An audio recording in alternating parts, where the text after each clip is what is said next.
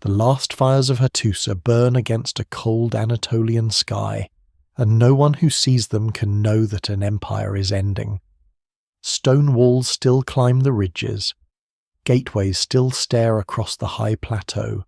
Storehouses, temples, royal courts, and archives still hold the shape of power. But somewhere inside this vast mountain capital, the machinery of a Bronze Age superpower has stopped. The scribes are gone, or hiding, or fleeing. The palace no longer speaks with authority. The roads that once carried messengers towards Syria, Egypt, Cyprus, and the Aegean begin to fall silent. A kingdom that had negotiated with pharaohs, shattered armies, ruled vassals, and carved its will into treaties is suddenly becoming an archaeological layer. For centuries, the Hittite Empire had stood among the great powers of the late Bronze Age. It was not a fragile hill kingdom, not a forgotten border state waiting to be swallowed by stronger neighbours. It was one of the giants. Its kings addressed Egypt as equals. Its armies fought at Kadesh in one of the most famous battles of the ancient world. Its diplomats managed a web of alliances and threats, stretching from central Anatolia to northern Syria. Its capital, Hattusa, was protected by walls so massive that even today they look less like architecture than a decision carved into the landscape. And yet, near the beginning of the 12th century BCE, this world came apart with startling speed. That speed is the beginning of the mystery. Empires often decay slowly. Their borders thin, their taxes fail, their rulers lose authority in stages. But the fall of the Hittite Empire seems, in the surviving record, to arrive like a door slamming shut. One moment there are royal letters, grain shipments, military concerns, diplomatic obligations, temple duties, and the anxious business of government. Then there is silence. The empire does not leave behind a single clear account of its own death. No final chronicle explains who broke the gates. No triumphant enemy inscription describes the conquest of Hattusa in satisfying detail. No surviving royal voice tells us that famine, rebellion, invasion, drought, plague, succession crisis, or betrayal delivered the final blow. What survives in the record suggests catastrophe, but not a clean confession. This is why the story still draws scholars back to the stones. Hattusa was not merely destroyed and forgotten. It was abandoned, altered, partially emptied, burned in places, and left in a way that does not quite behave like a simple sack of a capital city. The evidence remains incomplete. Some areas show fire, some suggest organized departure before destruction. Important archives survived because clay tablets, baked accidentally by flames, became harder and more durable. In a strange irony, the disaster that ended the empire helped preserve the words that allow us to know it existed at all. Before we go deeper, take a moment to like the video and subscribe if this is the kind of history and mystery you enjoy, because this is not only a story of ruins, it is a story about how complex worlds fail, how systems that look permanent can become brittle, and how the end of an empire may be visible only after the last messenger has already stopped arriving. The Hittites lived in a world very different from the popular image of the ancient Near East. Their centre was not a river valley like Egypt's Nile or Mesopotamia's Euphrates and Tigris. It was the rugged heart of Anatolia, modern Turkey, where winters could be severe, roads could be difficult, and agriculture depended on local conditions that were never as forgiving as the great floodplains farther south. Hattusa itself sat in a high, rocky landscape, dramatic and defensible, but not obviously easy.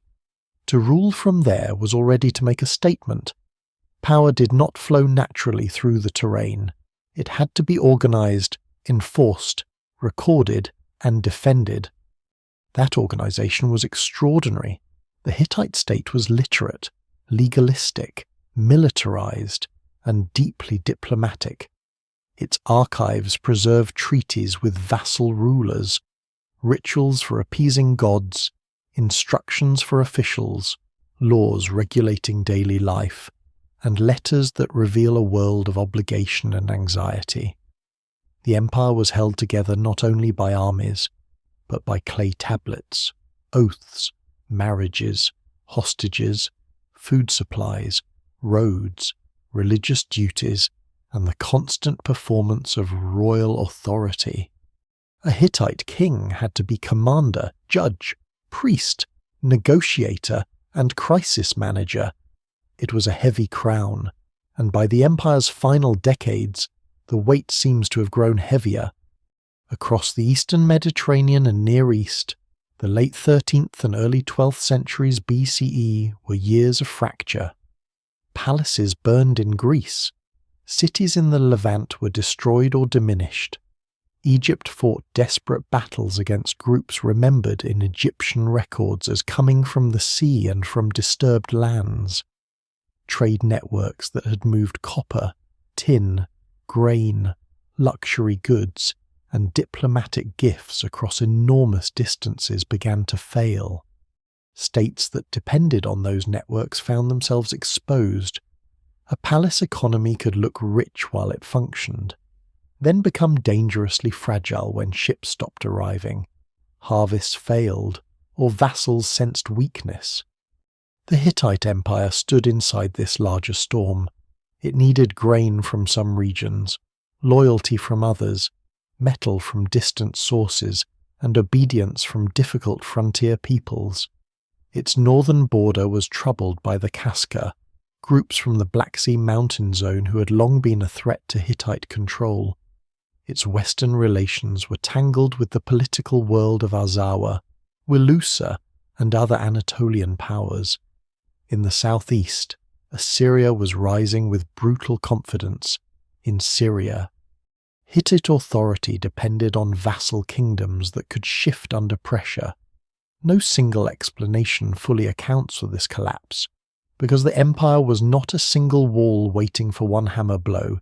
It was a system, and systems can fail from many directions at once. That is what makes the fall so unsettling. The end may have involved enemies, but no enemy alone steps clearly from the ruins. It may have involved drought, and modern climate evidence has made that possibility harder to ignore. But drought by itself does not burn a capital. It may have involved famine, but hunger leaves uneven traces. It may have involved internal conflict, succession disputes, elite flight, or deliberate evacuation. But those are difficult to prove when the last voices vanish. The empire may have been defeated before Hattusa burned, or Hattusa may have been emptied before its destruction mattered. Scholars still debate the sequence, and sequence is everything. Imagine the last months not as one cinematic invasion, but as a narrowing world. Messages from distant provinces arrive late or not at all. Grain that should be expected does not come. Vassals offer excuses. Border commanders request help. Temples require offerings even when supplies are thin. The king's authority must be performed, but performance becomes harder when the audience begins to doubt the actor. Somewhere, perhaps, a decision is made to move people, goods, or royal power elsewhere. Somewhere, perhaps, a rival claims legitimacy. Somewhere, perhaps, raiders test roads that once felt secure. Somewhere, perhaps, farmers look at dry fields and understand that politics cannot summon rain. And then, in the archaeological record, the great capital ceases to be the center of an empire. Hattusa becomes a place of absence. Its walls remain, but walls do not rule.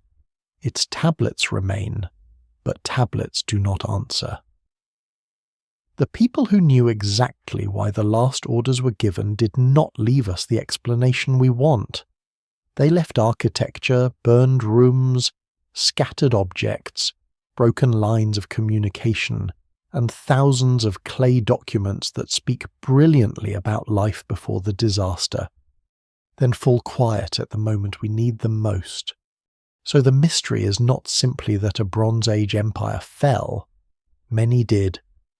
The mystery is that this one, vast and literate and deeply connected, disappeared from imperial history with such abruptness that later ages almost forgot it completely. For a long time, the Hittites were little more than a shadow in scattered ancient references, until modern archaeology pulled their capital from the Anatolian hills and found an empire hidden in clay. Even now, after more than a century of excavation and study, the last weeks remain blurred. The fall is visible, but not transparent. The ruins tell us that something immense happened. They do not tell us, cleanly, why. The world that produces the Hittite Empire is not gentle country. It is a high interior land of broken ridges, cold winters, sudden valleys, forests, grasslands, and stone. To understand why this empire rises where it does, it helps to leave behind the image of ancient power as something born only beside great rivers. Egypt has the Nile, Mesopotamia has its twin rivers, but the Hittite heartland has elevation, difficulty, and defensible horizons. Its strength grows from a landscape that never offers abundance without effort. Every field must matter. Every road must be watched. Every town must sit within a network of obligations, because geography here does not automatically unite people. It separates them, and then power has to force the pieces together. Central Anatolia is a place where distance can feel larger than it looks on a map. The plateau opens in wide stretches, but travel is shaped by mountains, river bends, seasonal weather, and the need to move animals, grain, timber, and soldiers through terrain that can resist easy control. In summer the land can seem bright and exposed, with dry winds crossing the uplands and fields turning gold under a hard sky. In winter, the same routes can become harsh and dangerous, with snow closing passes and settlements pulling inward. The Hittites do not inherit an easy imperial core.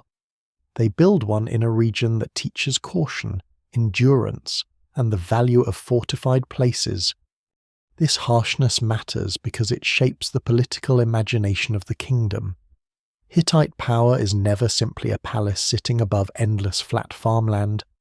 It is a system of strongholds, roads, local rulers, oath-bound officials, military obligations, and religious centres tied back to the king. The landscape encourages a world where authority must travel constantly. Messengers move over long routes carrying tablets sealed with royal instructions. Officials collect grain, supervise labour, maintain temples, and report trouble. Commanders watch restless edges. Priests perform rituals not as decoration, but as part of the state's survival. In this world, the gods, the king, the land, and the harvest are woven together. A failed season is not merely bad luck. It can feel like a political and cosmic warning. Hattusa, the future capital, sits in this setting with almost theatrical confidence. It is not placed on a smooth plain for convenience. It rises among rocky outcrops and natural defences, a city fitted into the land like a clenched hand. The ridges around it allow walls to become more than barriers. They become extensions of the terrain itself. The city is difficult, dramatic, and commanding. From its heights, the eye catches the surrounding plateau, the approaches, the slopes, the places where enemies would have to climb or expose themselves. It is not hard to see why a ruler would want such a place. It is also not hard to see the cost. A capital in this landscape must be supplied, protected, and maintained with relentless care. The Hittites are not the first people to live in Anatolia, and their empire does not emerge from emptiness. Long before their kings dominate the region, Anatolia is a mosaic of communities, languages, trade routes, and local traditions.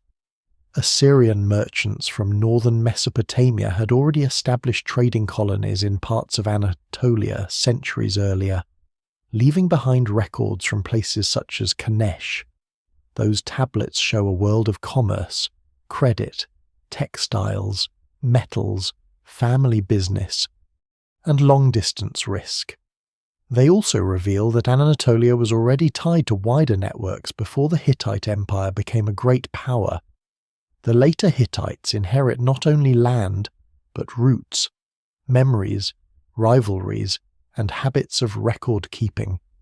One of the lesser-known surprises of this world is its linguistic complexity. The empire we call Hittite is not culturally simple. Its archives preserve languages and traditions from different peoples. Hittite, Luwian, Hattic, Hurrian, Akkadian, and others appear in various contexts. Even the name can mislead. The Hittites called their land something like the land of Hatti, a name inherited from earlier inhabitants. While the language modern scholars call Hittite was known in the ancient texts by another term, the state that later looks unified from a distance is up close, a layered world. Conquest does not erase everything before it. It absorbs, reorganizes, and makes older sacred places and local identities serve a new royal center. This mixture gives Hittite civilization much of its character.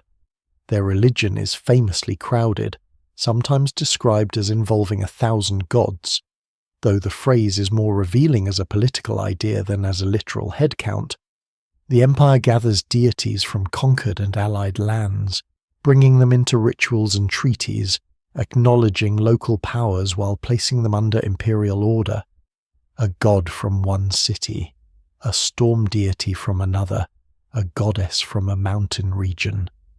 A Hurrian divine figure from the southeast, all can become part of the royal religious landscape. This is not tolerance in the modern sentimental sense, it is statecraft. If the gods of many lands witness the king's treaties, then divine authority becomes another web holding the empire together.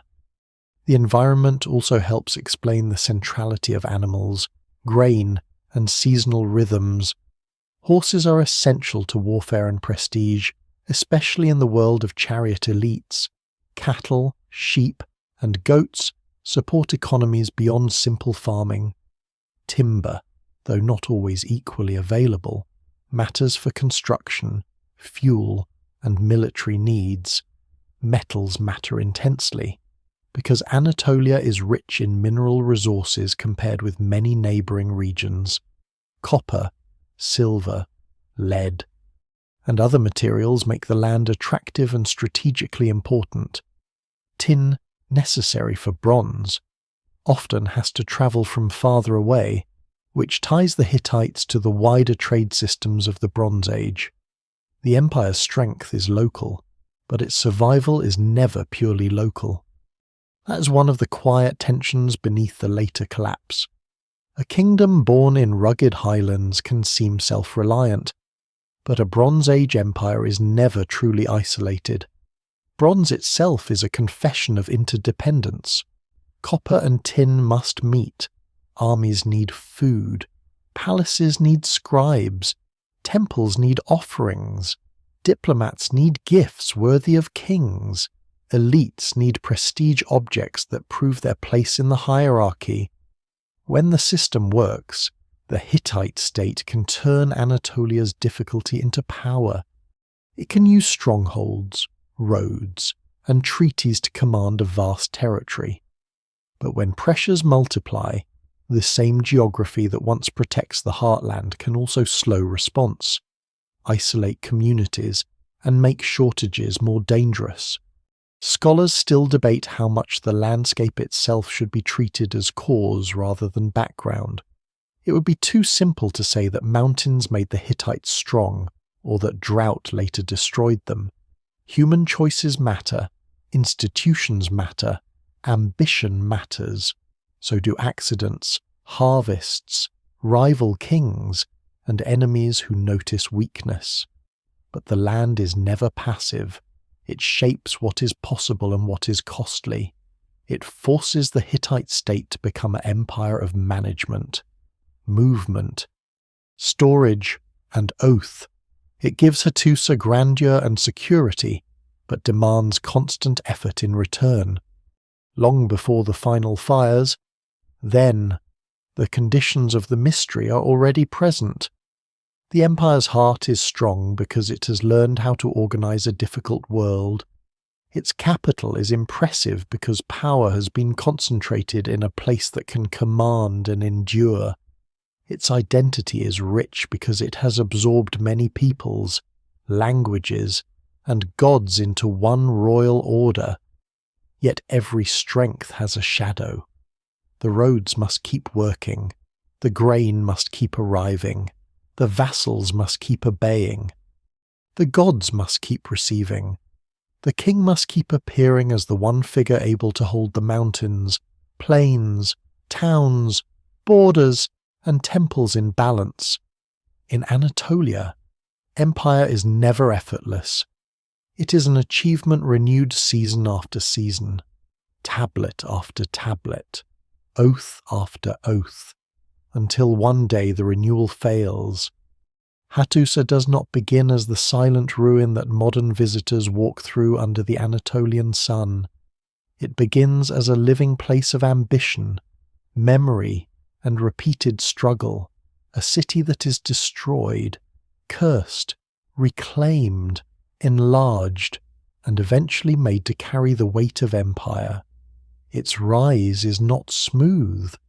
Like many ancient capitals, it becomes powerful partly because it refuses to stay dead. Long before the Hittite kings turn it into their royal centre, the settlement already matters. It sits in a strategic bend of the landscape, close enough to roots and resources to be useful, protected enough to be formidable, and dramatic enough to become a stage for kingship. One early ruler, Anita of Kusara, is remembered in later Hittite tradition for conquering Hattusa and supposedly placing a curse on anyone who would rebuild it. The details are difficult because the evidence comes through texts copied and preserved in later contexts, and scholars still debate exactly how memory, propaganda, and history overlap here. But the story is striking. A city is destroyed and forbidden, and then, generations later, the very place that had been cursed becomes the heart of the Hittite state. Ancient politics often has this kind of dry irony. A royal warning meant to erase a city instead helps make its rebirth more memorable. When the Hittite kingdom begins to take shape in the 17th century BCE, Hattusa becomes more than a defensible settlement. It becomes a royal project. Kingship in this world is not simply a matter of occupying a palace. It requires construction, ritual, record-keeping, military success, and the ability to bind many local powers into one hierarchy.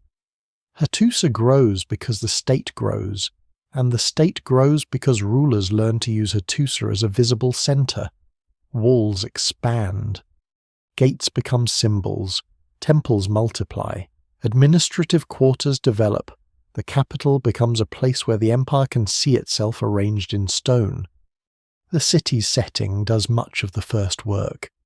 Natural rock formations rise around it, creating an uneven, powerful terrain. Rather than flattening this landscape into a neat grid, the builders adapt to it. The result is a capital that feels almost geological. Its defences follow ridges and slopes. Its sacred spaces relate to heights, outcrops, and processional routes. Its gates do not merely let people in and out, they shape the experience of entering royal space.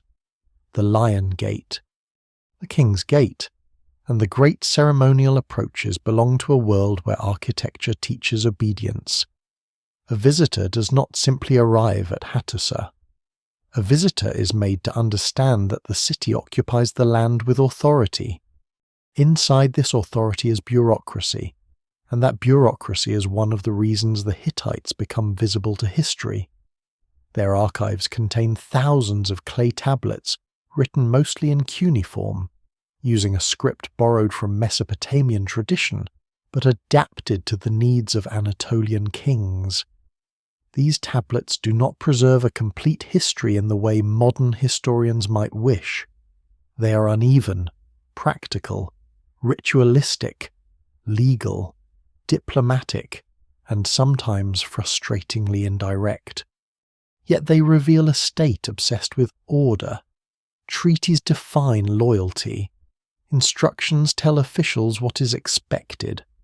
Ritual texts describe how to respond when something has gone wrong in the human or divine world.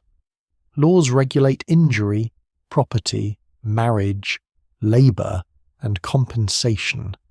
The empire may be remembered for its fall, but its daily life is preserved through administration. This is a crucial point, because the Hittite Empire is not held together by violence alone. Violence matters, of course. Armies march, rebellious territories are punished, rival cities are attacked. But the deeper strength of the system is its ability to formalize relationships. A vassal king does not merely submit, he swears an oath. His obligations are written down, his descendants may be bound. The gods are invoked as witnesses. The consequences of betrayal are described in terrifying ritual language. In a world where personal loyalty can vanish with distance, writing becomes a form of pressure. Clay cannot command an army by itself, but it can preserve the terms under which armies may later be sent. Hattusa's rise also depends on its ability to connect the sacred and the political. The Great Temple, dedicated to major deities of the Hittite pantheon, is not just a religious building in the narrow sense. It is part of the capital's economic and ideological machinery. Temples own goods, receive offerings, employ personnel, and maintain the relationship between the king and the divine powers believed to sustain the land. The king is not a distant secular ruler with religion added for ceremony. He is a ritual actor. His success in war, harvest, and diplomacy is tied to his ability to honor the gods correctly. When disasters strike, rituals are not decorative responses. They are attempts to repair the structure of reality. A lesser-known detail from Hittite political culture is the unusual importance of royal women, especially queens who could retain high status even after a king's death. The title of Tawananna, associated with the queen, carried religious and political weight, and at times this created tension inside the royal household. Succession in the Hittite world was not always orderly. Palace intrigue, competing branches of the royal family, and disputes over legitimacy appear repeatedly in the record.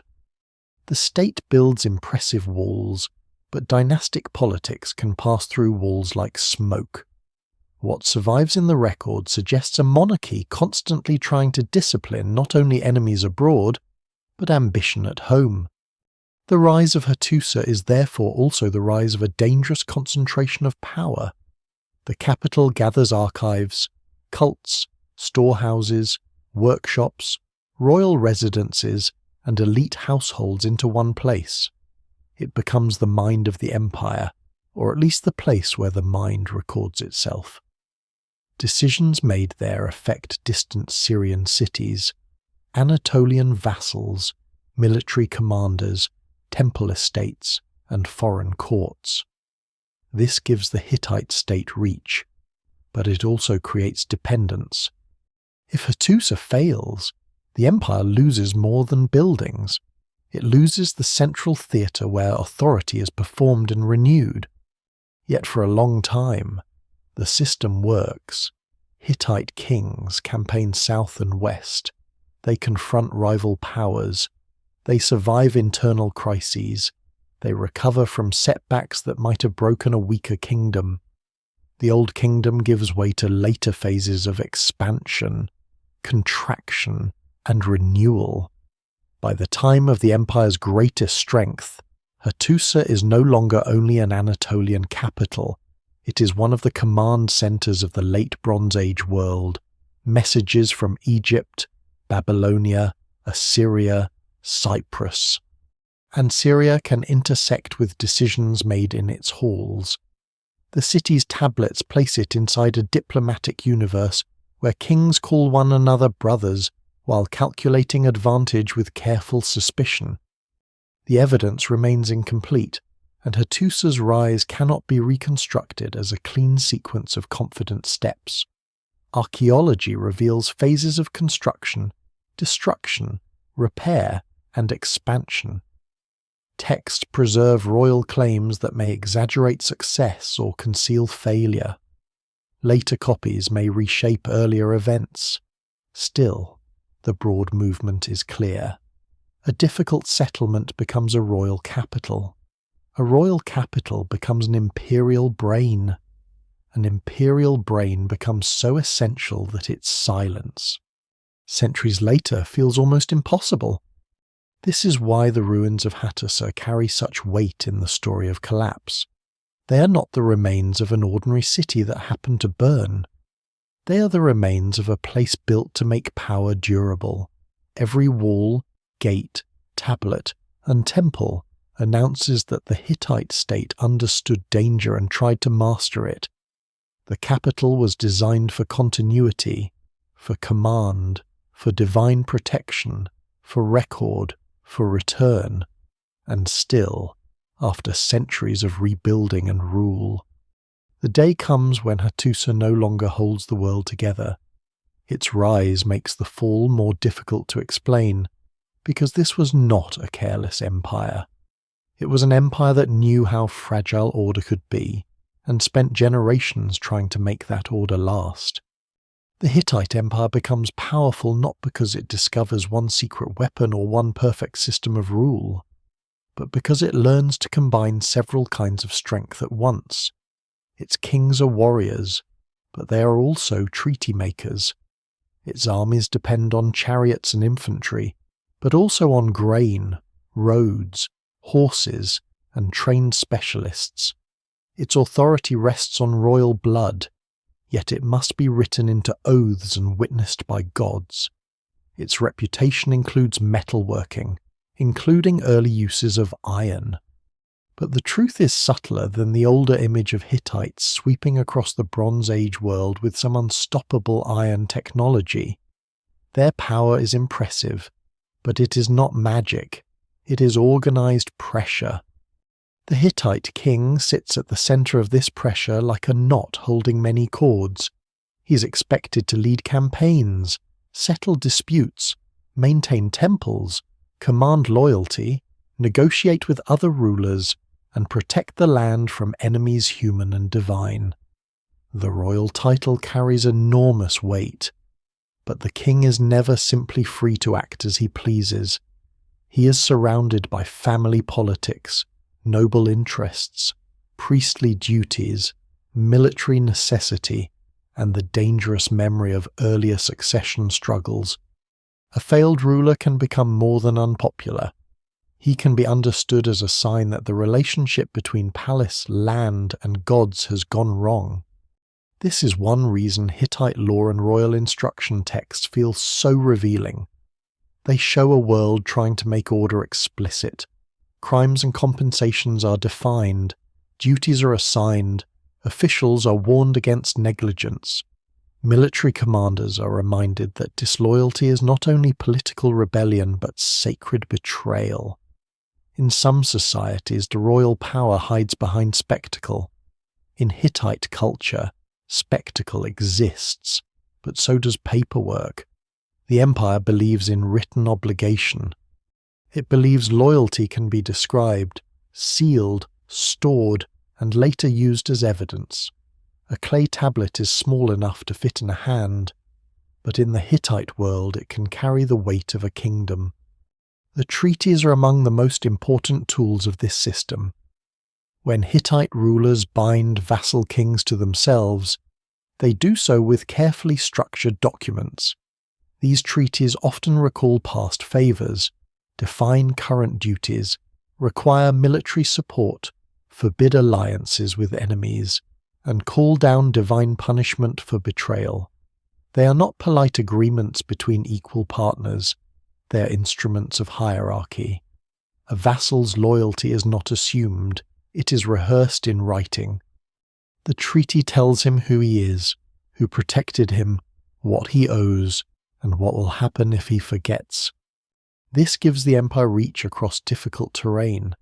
A Hittite king does not need to occupy every city with a permanent royal army if local rulers can be made to serve imperial interests. But the arrangement has a hidden weakness. It depends on belief in Hittite strength. A vassal obeys not only because a treaty exists, but because the capital can still punish disobedience. If the centre weakens, the tablet remains, but fear drains out of it. Oaths survive longer than power. And in the last years of an empire, that difference can become fatal. Hittite diplomacy reaches its most famous expression in relations with Egypt. The Battle of Kadesh, fought in the 13th century BCE between the forces of the Hittite king Muwatalli II and the Egyptian pharaoh Ramesses II, becomes one of the best-known military encounters of the ancient world. Egyptian monuments present it as a dramatic royal triumph, with Ramesses at the centre of the action. But the broader outcome is not so simple. The Hittites retain influence in northern Syria, and the later peace treaty between Egypt and Hatti becomes one of the most celebrated diplomatic documents from antiquity. The treaty does not suggest a minor kingdom begging for survival. It shows two major powers recognizing the value of stability after long rivalry. That treaty is also a reminder that Bronze Age diplomacy could be intimate and practical. Great kings exchanged letters, gifts, complaints, marriage arrangements, and requests for specialists. They called one another brothers when relations were equal, though brotherhood in diplomacy was rarely free of calculation. Gold, horses, fine textiles, physicians, statues, and princesses could all move through this world as part of international politics. The Hittite court understands status, and status has material form. A gift is never just a gift, it is a measurement of respect. The military side of Hittite power is equally complex. Chariots are central to elite warfare in the late Bronze Age, and the Hittites are famous for deploying them effectively. These vehicles require expert craftsmanship, trained horses, skilled crews, and steady supply. A chariot force is not simply an army with wheels. It is an expensive system of wood, leather, bronze fittings, horse management, pasture, training, and social hierarchy. The Hittites produced technical texts on horse training, including material associated with Kikali, a trainer of Hurrian background whose methods show an astonishing concern with conditioning, intervals, feeding, and endurance. This is one of those details that makes the ancient world suddenly feel close. Behind the grandeur of battle stands patient, repetitive work with animals. Iron adds another layer to the Hittite reputation. For a long time, popular accounts treated the Hittites almost as guardians of a secret Iron Age before everyone else caught up. The reality is more cautious. Iron objects existed before the widespread Iron Age, and early iron was rare, difficult, and often prestigious rather than common. Some iron may even have been meteoritic in earlier contexts, valued because it seemed extraordinary. The Hittites did work with iron and understood its significance, but they did not command mass iron production in a way that made bronze suddenly obsolete. Scholars still debate the exact scale and nature of Hittite ironworking. What can be said is that metals mattered deeply to their world, both practically and symbolically. Bronze remains the backbone of weapons and tools during the empire's height, and bronze itself depends on international connection. Copper is easier to obtain in several regions, including parts of Anatolia and Cyprus, but tin is much more elusive and often must travel long distances. This makes every bronze sword spearhead, tool, and fitting part of a wider story. The warrior holding a weapon may look like the image of the local strength, but the metal in his hand may testify to trade routes crossing mountains, deserts, and seas. The Hittites are powerful because they control land, but they remain tied to movement beyond their land. A lesser-known feature of Hittite governance is how often ritual appears beside practical administration. If a plague strikes, if a treaty is violated, if a king dies under troubling circumstances, if an eclipse or omen unsettles the court, the response may include investigation, confession, prayer, sacrifice, and elaborate ritual repair. This is not a distraction from politics. It is politics in sacred form. The empire's leaders operate in a universe where human misconduct can anger divine powers and where disaster may require both practical and ritual correction. To modern eyes, a military crisis and a ritual crisis may seem separate. To the Hittites, they can belong to the same wound. This matters for the final collapse because such a system can absorb trouble only while its many parts still reinforce one another. A strong king can command armies, reassure vassals, honor gods, distribute food, and make treaties meaningful. A weakened king may find every problem multiplying the next. If harvests fail, temple offerings suffer. If offerings suffer, divine anger may be suspected. If divine anger is suspected, royal legitimacy may weaken. If legitimacy weakens, vassals hesitate.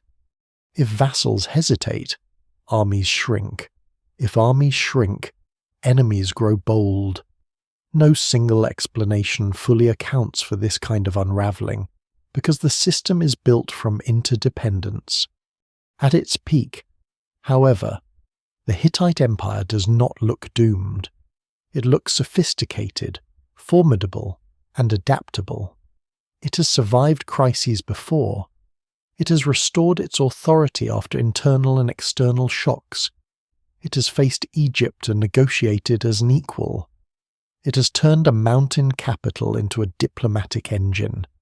It has transformed local gods, foreign scribal traditions, chariot technology, legal order, and dynastic ambition into an imperial structure that commands attention across the Near East. And yet the very sophistication of this world makes its fall more haunting. A simple kingdom can collapse in simple ways. A complex empire leaves behind complex ruins. The Hittites know how to bind men with oaths, train horses for war, speak to foreign kings, regulate officials, honor 1,000 gods, and place their commands into clay. They know how to project permanence, but permanence is not the same as survival. The more elaborate the machine, the more points there are where strain can enter. By the time the final crisis approaches, the Empire's greatest strengths will also reveal how much there is to lose. Beyond the gates of Hattusa, the Late Bronze Age world is crowded with giants. The Hittites do not rise in isolation, and they do not fall in isolation. They belong to a connected age of palaces, ports, archives, armies, royal marriages, luxury goods, and dangerous dependencies. From the Aegean to Mesopotamia, From the Nile Valley to Cyprus, rulers watch one another with a mixture of admiration, suspicion, envy, and need. The Hittite king may rule from the highlands of Anatolia, but his world reaches far beyond the mountains. His decisions touch Syria, his treaties concern Egypt, his enemies include Assyria, his metal supply links him to Cyprus and distant tin routes. His western horizon shades into the political world that later Greek memory may transform into stories of heroic war. This wider world is often called an international system, and the phrase is useful as long as it does not make the age sound too modern. There are no embassies in the modern sense, no stable international law, no neutral institution standing above the kings. But there is a recognized language of great power. Kings of Egypt, Hatti, Babylonia, Assyria, and other major states exchange letters and gifts. They negotiate marriages. They complain when gifts seem inadequate. They request specialists, statues, physicians, and brides. They call one another brothers when status is equal, while lesser rulers are treated more like servants or clients. Hierarchy is everywhere, but so is interdependence. Northern Syria is one of the key arenas where this system becomes tense. For the Hittites, Syria is not a distant ornament. It is a region of strategic routes, wealthy cities, and access to the eastern Mediterranean world. Control there brings prestige and practical advantage, but it also brings collision with other powers. Egypt wants influence in the Levant. Local kingdoms maneuver for survival. Assyria watches from the east with growing ambition. A city such as Carchemish becomes crucial, not merely as a settlement, but as a hinge between Anatolia, Syria, and Mesopotamia. Members of the Hittite royal family rule there, turning it into a major imperial outpost and, later, one of the places where Hittite traditions survive after the capital is gone. Egypt is the most glamorous rival in the story, partly because Egypt leaves such monumental images of itself.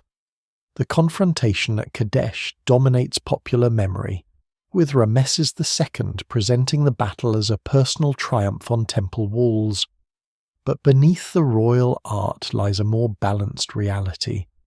The Hittites remain a major force. Neither side simply erases the other.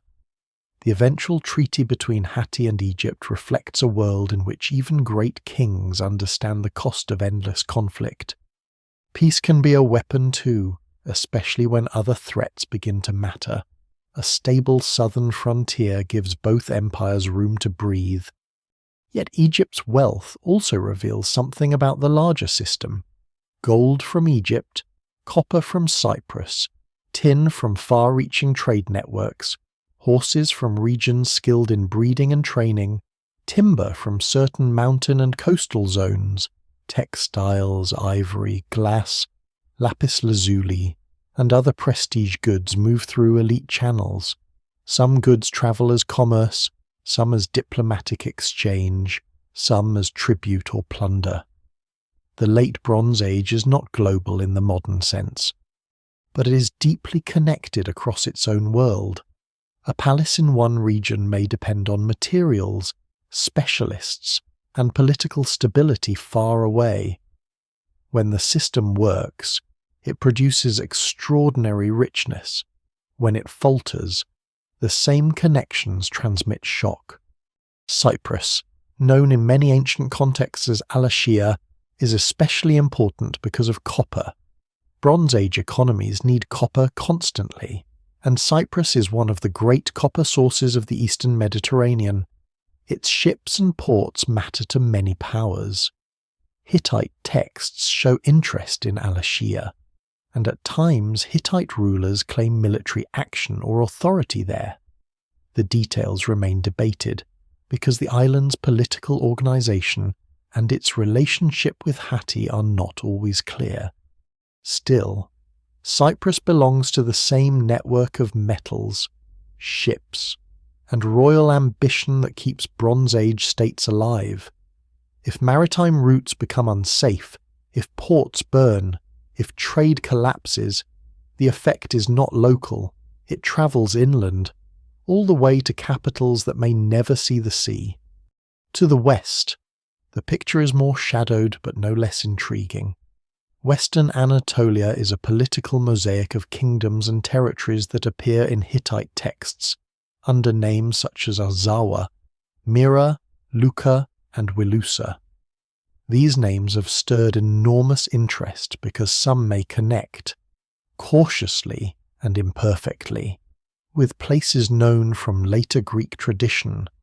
Wilusa, in particular, is often discussed in relation to Troy.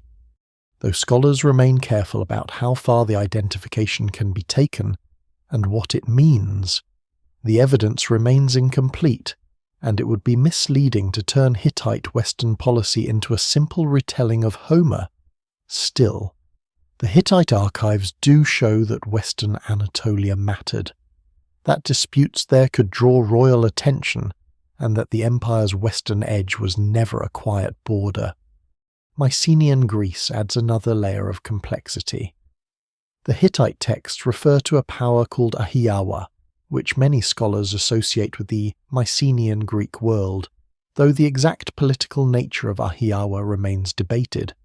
Was it a single kingdom, a coalition, a term for Mycenaean elites active across the Aegean, or something more fluid?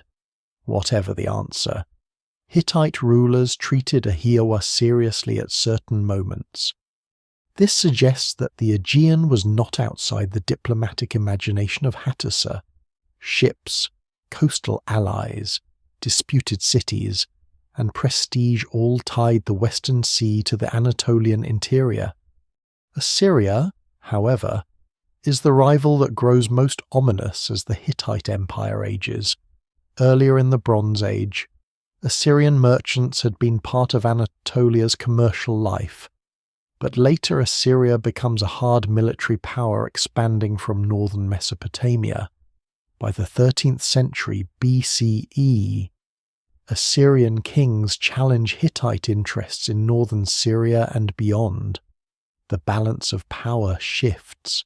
The Hittites can still be formidable, but they no longer dominate every frontier with confidence. Assyria's rise means the eastern edge of the Hittite world becomes more dangerous at exactly the moment when other parts of the international system are also under strain. One surprising detail of this age is how personal its international politics can sound in the letters. Great kings complain about delayed gifts, insufficient gold, illnesses, marriage negotiations, disrespectful messengers, and the proper rank of royal households. Behind the grand map of empires are people intensely concerned with honour. A slight can become policy. A failed marriage arrangement can affect alliances. A missing shipment can imply insult. In a world where royal status helps hold political relationships together, etiquette is not trivial. It is part of diplomacy's machinery. The problem is that such a world depends on continuity. Messengers must arrive safely. Ports must function. Kings must trust that gifts, brides, grain, metals, and information can move. Vassals must believe that their overlord still has reach. Palaces must receive enough wealth to reward loyalty and perform grandeur. Armies must be supplied not once, but repeatedly. The Late Bronze Age. Great powers are impressive because they coordinate across distance. They are vulnerable for the same reason. What survives in the record suggests that by the late 13th century BCE, stress is spreading across this world. Not everywhere collapses in the same way, and not at exactly the same time. Egypt survives, though changed and weakened. Assyria endures and later expands. Some cities recover, some cultures transform rather than disappear. But the palace-centered world that had linked Hattusa, Mycenae, Ugarit, Cyprus, Egypt, and northern Syria begins to fracture. The Hittite Empire stands near the center of this fracture zone. So when Hattusa falls, it is tempting to imagine one enemy army marching through the mountains and ending the story with fire. But the wider setting warns against simplicity. The Hittites live among rival giants, and by the end those giants are shifting, fighting, weakening, or adapting. The empire's collapse is not only an Anatolian event, it is part of a broader unravelling of the late Bronze Age order. The capital burns in the highlands, but the smoke belongs to a much larger horizon. The first signs of a world under strain rarely look like collapse. They look like delays, shortages, requests, nervous letters, cautious rulers, and small failures that can still be explained away. A ship does not arrive, but perhaps it is late. A harvest disappoints, but perhaps next year will be better. A vassal hesitates, but perhaps he only needs reassurance. A border raid grows bolder, but perhaps a quick campaign will restore fear. This is how large systems often approach disaster. Not as a single thunderclap, but as a series of pressures that seem survivable until they begin to connect. By the late 13th century BCE, the Eastern Mediterranean and Near Eastern world is full of these pressures. The palace states remain impressive, kings still write, armies still march, temples still receive offerings, artisans still produce finely made objects, merchants still move goods across land and sea, but beneath the surface, the system is becoming more brittle. It depends on routes that can be interrupted, harvests that can fail, vassals that can defect, ships that can be lost, and rulers who must appear strong even when their options are narrowing. The Hittite Empire is not alone in facing these dangers, but its geography, dependencies, and political structure make the dangers especially sharp. One major strain is food. Grain is the quiet foundation of imperial power. It feeds workers, soldiers, palace personnel, temple communities, and urban populations that cannot simply live off the land around them in times of stress. A king may boast of victory, but armies do not march on boasting. They march on stored calories. The Hittites ruled from a heartland where agriculture is possible, but not always secure, and where local failures can become serious if reserves or imports do not compensate. In the final decades, letters from the wider Late Bronze Age world preserve anxieties about grain shipments, famine, and urgent need. The evidence remains incomplete, but it suggests a world where food security is no longer something rulers can quietly assume. Drought may have deepened this danger. Modern scientific studies of climate in the Eastern Mediterranean have identified episodes of aridity around the time of the Late Bronze Age collapse. Though scholars still debate timing, severity, regional variation, and how directly climate stress translated into political failure, climate does not overthrow an empire by itself. Rain does not choose a dynasty, but repeated bad years can weaken every institution that depends on surplus. If fields produce less, storehouses empty faster. If storehouses empty, rulers lose the ability to reward loyalty. If rulers cannot reward loyalty, vassals reconsider obedience. If hunger spreads, people move, and when people move, borders become living things. Migration is another strain, but it must be handled carefully. Ancient records from Egypt and the Near East describe groups on the move, sometimes by land, sometimes by sea, sometimes with families, animals, and carts, sometimes as raiders or military coalitions. Later modern labels can make this movement seem more unified than it was. The famous sea peoples are part of this story, but they are not a single neat explanation for everything that burns.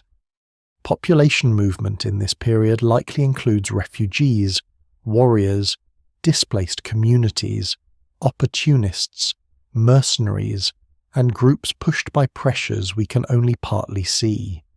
What survives in the record suggests disturbance, but not one simple wave with one simple cause. Trade fragility adds another layer. Bronze Age elites depend on long-distance exchange not only for luxury, but for basic technologies of power. Tin is essential for bronze, and tin sources are distant and complicated. Copper moves across maritime and land routes. High-status goods reinforce alliances. Diplomatic gifts maintain royal relationships. If ports are attacked, if ships become unsafe, if inland routes are blocked, if local rulers hoard supplies, the palace economy suffers. This does not mean ordinary village life everywhere stops immediately. Many rural communities can endure in altered forms, but palace systems are less forgiving. They require movement, storage, redistribution, and confidence. When confidence breaks, wealth can become stranded in the wrong place. War remains a constant pressure. The Hittites have always been a military state, but repeated campaigning is expensive. Every frontier needs attention. The north is troubled by Kaska groups. The west can demand intervention. Syria must be held against rivals and managed through vassals. Assyria presses from the east. A great empire can defeat one enemy and still be weakened by the need to face several. War is not only battlefield death. It consumes horses, chariots, bronze, food, men, time, and political trust. A victorious campaign in one region may leave another exposed. A delayed response may encourage rebellion. By the final period, the Hittite king's map may have looked less like a domain and more like a list of demands. There is also the problem of communication. In a stable age, messages make empire possible. In a crisis, messages reveal how slowly power travels. A tablet must be written, sealed, sent, received, read, and acted upon. Roads must be passable. Messengers must be protected. Local officials must obey. If several crises occur at once, the palace may know too much and too little at the same time, too many warnings to answer, too little certainty about what is truly happening. The Hittite bureaucracy is sophisticated, but sophistication cannot remove distance. It can only manage it until distance begins to win. A lesser-known but important feature of late Bronze Age fragility is the dependence on specialized labor. Palace societies rely on scribes, metal workers, chariot builders, horse trainers, administrators, priests, ship crews, and diplomatic personnel. These people represent knowledge stored in human bodies and institutions. If war, famine, or displacement breaks their communities, the damage is not instantly repaired. A burned workshop is not only a lost building. A dead or scattered group of specialists is a broken chain of skill. The collapse of a palace centre can therefore erase capacities that took generations to develop. The Hittite religious system also experiences strain when the political world becomes unstable. Ritual obligations require goods, personnel, animals, offerings, and correct performance. If the land is troubled by famine, war, or plague, the need for ritual may increase exactly when the means to perform ritual are under pressure. This creates a cruel loop. Disaster implies divine displeasure, which demands ritual response, which requires resources, which may already be scarce because of disaster. No single explanation fully accounts for the final collapse, but such loops help explain how stress can become self-reinforcing. Still, it is important not to imagine everyone in the late Bronze Age walking around aware that their age is ending. people rarely live inside historical labels. A scribe writing an urgent letter about grain does not think of himself as a witness to the late Bronze Age collapse. A farmer watching poor rainfall does not imagine future archaeologists debating climatic proxies. A ruler ordering troops to a frontier does not know whether this is one crisis among many or the beginning of the end. For those living through it, the crisis is practical and immediate. Food must be found, oaths must be kept or broken, roads must be defended, gods must be appeased, families must survive. This is what makes the Hittite fall so difficult and so human. The empire does not collapse because one abstract force named climate, invasion, trade failure, or rebellion enters the story alone. It collapses in a world where each of those forces may be touching the others. Drought can produce hunger. Hunger can produce movement. Movement can produce conflict. Conflict can disrupt trade. Trade disruption can weaken armies. Weakened armies can embolden enemies. Emboldened enemies can shatter vassal loyalty. Shattered loyalty can isolate the capital, and isolation can make even great walls feel ceremonial. By the time Hattusa approaches its final silence, the old Bronze Age order is no longer a stable floor beneath the empire's feet. It is cracking in several places at once. The Hittites have survived crises before, and perhaps that is part of the tragedy. A state with a long memory of survival may assume that one more emergency can be managed by the same tools another treaty, another campaign, another ritual, another command from the capital. But some crises do not arrive as enemies to be defeated. They arrive as accumulation.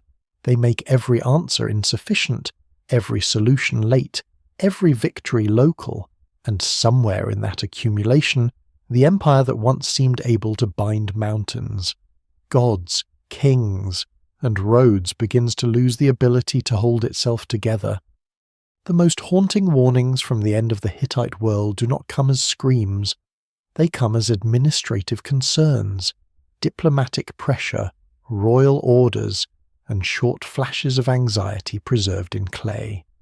That is one of the strange gifts of cuneiform archives. They rarely tell a story the way later historians want them to. They do not pause to explain the mood of a collapsing age. They record business, they preserve duties, they complain, request, instruct, accuse, and negotiate. Yet between those practical lines, a darker atmosphere begins to gather. The tablets do not say, clearly and simply, the empire is dying. They show a state working harder to keep itself alive. In the final decades, the Hittite king is not a remote ceremonial figure surrounded only by grandeur. He is a ruler trying to manage shortages, vassals, enemies, divine obligations, and unstable frontiers. Royal letters from the late Bronze Age world, including those connected to Hittite-controlled and neighbouring states, suggest an international system worried about grain, ships, loyalty, and survival. Some of the most famous warnings come from Ugarit, the wealthy coastal city in northern Syria that stood within the Hittite sphere. Its records preserve a world where messages move urgently across a collapsing network. Ugarit is not Hattusa, but its fate matters because it sits near the sea, near trade routes, and near the southern edge of Hittite imperial power. When the edges tremble, the centre should listen. The city of Ugarit leaves behind letters that feel almost painfully immediate. They speak of enemy ships, military absence, and desperate vulnerability. The details are debated, and scholars are careful about dating, sequence, and interpretation, because archives can preserve documents from different moments, and not every alarming letter belongs to the same final day. Still, what survives in the record suggests that the political world around the Hittites is under severe pressure. A vassal city can be exposed while its troops or ships are elsewhere. A king can ask for help that arrives too late, or never. A warning can be written, sealed, dispatched, and still fail to change anything. Food appears again and again as a silent power behind these texts. Grain shipments are not glamorous, but they may be more important than royal boasts. Hittite rulers and their allies concern themselves with moving grain across distances, including by sea. There are references that suggest food supply problems severe enough to require organized relief. When a great king worries about grain, the crisis is not theoretical. The palace system depends on stored surplus, and shortage can become political danger very quickly. A hungry land is not only sad, it is unstable. Workers leave, soldiers weaken, local rulers hoard, temples suffer, loyalty becomes expensive. One striking detail from the late Hittite world is the role of the port city of Ura on the southern Anatolian coast. It appears in texts connected with trade and grain movement, and merchants from Ura seem to have played important roles in supplying or exploiting the needs of the Hittite state. Inland Hattusa may sit far from the sea, but it cannot ignore maritime routes. Grain, metals, and goods that move through coastal systems can become matters of imperial survival. This complicates the older image of the Hittites as only a land power. By the end, the mountain empire is tied to ships it does not fully control. The tablets also reveal the nervous importance of loyalty. Hittite kings repeatedly remind vassals of obligations, watch for betrayal, and demand proper behavior. In stable times, such language is part of normal imperial management. In unstable times, it begins to sound like a ruler speaking into a widening distance. The empire's treaties are full of warnings about treachery because treachery is always imaginable. A vassal ruler may swear eternal loyalty when the Hittite army is near, then reconsider when enemies gather and supplies thin. Clay preserves the oath, but it cannot enforce courage. The royal court also worries about legitimacy and divine favour. Hittite texts include prayers and rituals that look back on plague, sin, angered gods, neglected offerings, and inherited guilt. These are not all from the final crisis, but they show how Hittite rulers think about disaster. Misfortune demands explanation. If disease spreads, if crops fail, if enemies succeed, the cause may lie not only in weather or strategy, but in an offence against divine order.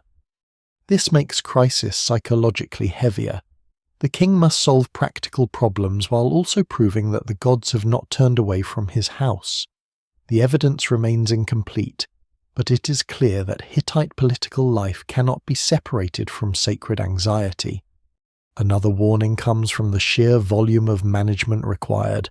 Instructions to officials, military correspondence, inventories, land grants, cultic records, and treaties all imply a state of remarkable reach. Yet reach can become overreach. The more the capital must supervise, the more vulnerable it is to breakdown in communication. A missing messenger, a rebellious town, a failed harvest, a blocked road, a dead horse team. A local official acting in his own interest, each problem is small compared with the empire. Together, they can create a fog in which no one knows the true condition of the whole system. There is a lesser-known human detail hidden in the writing itself. Many Hittite tablets are not elegant monuments meant for public display. They are working documents, some copied, revised, stored, damaged, or discarded. They bring us close not only to kings, but to scribes who learned complex languages and scripts, who preserved foreign diplomatic formulas, who copied old rituals, who wrote down commands that may have seemed urgent at the time and eternal only by accident when Hattusa burns. Some tablets harden in the fire. The empire loses its voice, but the scribe's clay survives. It is one of history's colder jokes that destruction can be a preservation method. Yet the final tablets do not give us the one thing we most want: a final diagnosis. There is no surviving Hittite document saying that drought caused the fall, or that invaders entered on a certain day, or that the king evacuated the capital, or that a rival branch of the royal family split the empire beyond repair. Instead, we have fragments of pressure, grain concerns, military dangers, diplomatic unease, religious repair, border threats.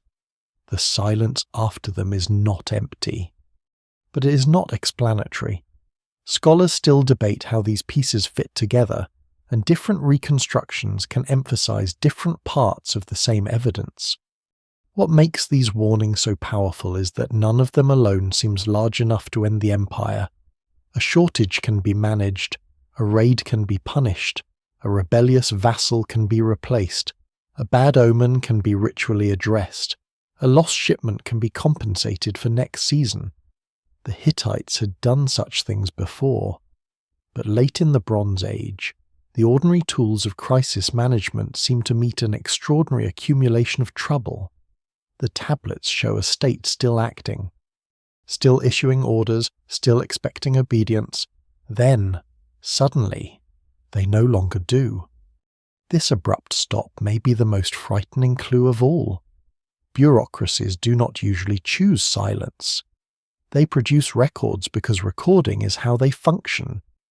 When the records end, something has happened not merely to a building, but to the habits of power. The scribal system has been interrupted. The chain from king to official to local ruler to storehouse to temple is broken. The last visible documents are like footprints leading toward a cliff edge. They show movement, concern, and direction, but not the fall itself. So the tablets warn us in the only way they can. They do not narrate doom. They preserve the texture of a world becoming harder to govern. Their clay surfaces carry the pressure of hungry lands, threatened coasts, watchful enemies, anxious kings, and officials trying to make order continue because order is what they know how to make. Somewhere beyond the last preserved message, the warnings become events. The grain does not arrive. The enemy is not stopped. The oath is not honored. The ritual does not restore balance. The messenger does not return. And the empire that wrote everything down leaves its own ending unwritten. The Hittite Empire is surrounded by edges that never fully sleep. Every great power has frontiers, but Hatti's frontiers are not neat lines drawn across obedient land. They are zones of mountains, rival courts, contested cities, raiding peoples, ambitious neighbors, and local rulers who understand that distance from Hattusa creates opportunity. At the height of imperial strength, the Hittites manage these edges through campaigns, treaties, intimidation, marriage, hostage arrangements, and royal appointments. But by the final decades, those same edges begin to press inward. An empire can survive one dangerous border. The Hittites face several, and each seems to know, in its own way, that the center is under strain. The northern frontier is one of the oldest and most stubborn problems.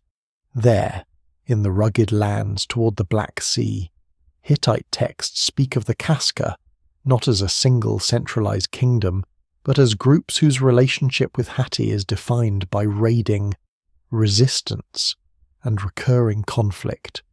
The Casca are difficult to pin down, partly because they are seen mostly through Hittite eyes, and the evidence remains incomplete.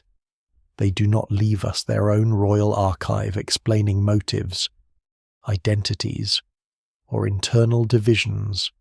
To the Hittite state, they appear as a persistent danger from broken country, people who can strike, withdraw, disrupt towns, and threaten routes. They are the kind of enemy an empire hates most, not always conquerable, not always predictable, and not easily absorbed into the treaty system.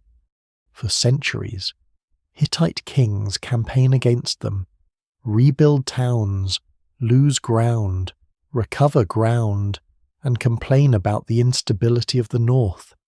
This long struggle matters because it means the Hittite heartland is never perfectly secure. Hattusa itself had been threatened in earlier periods, and the memory of northern danger must have been built into Hittite strategic thinking.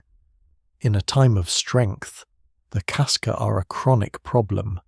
In a time of weakness, a chronic problem can become a fatal opening if garrisons thin, if food is short, if the king's attention turns elsewhere. Northern raiders do not need to destroy the entire empire. They only need to help make the heartland ungovernable.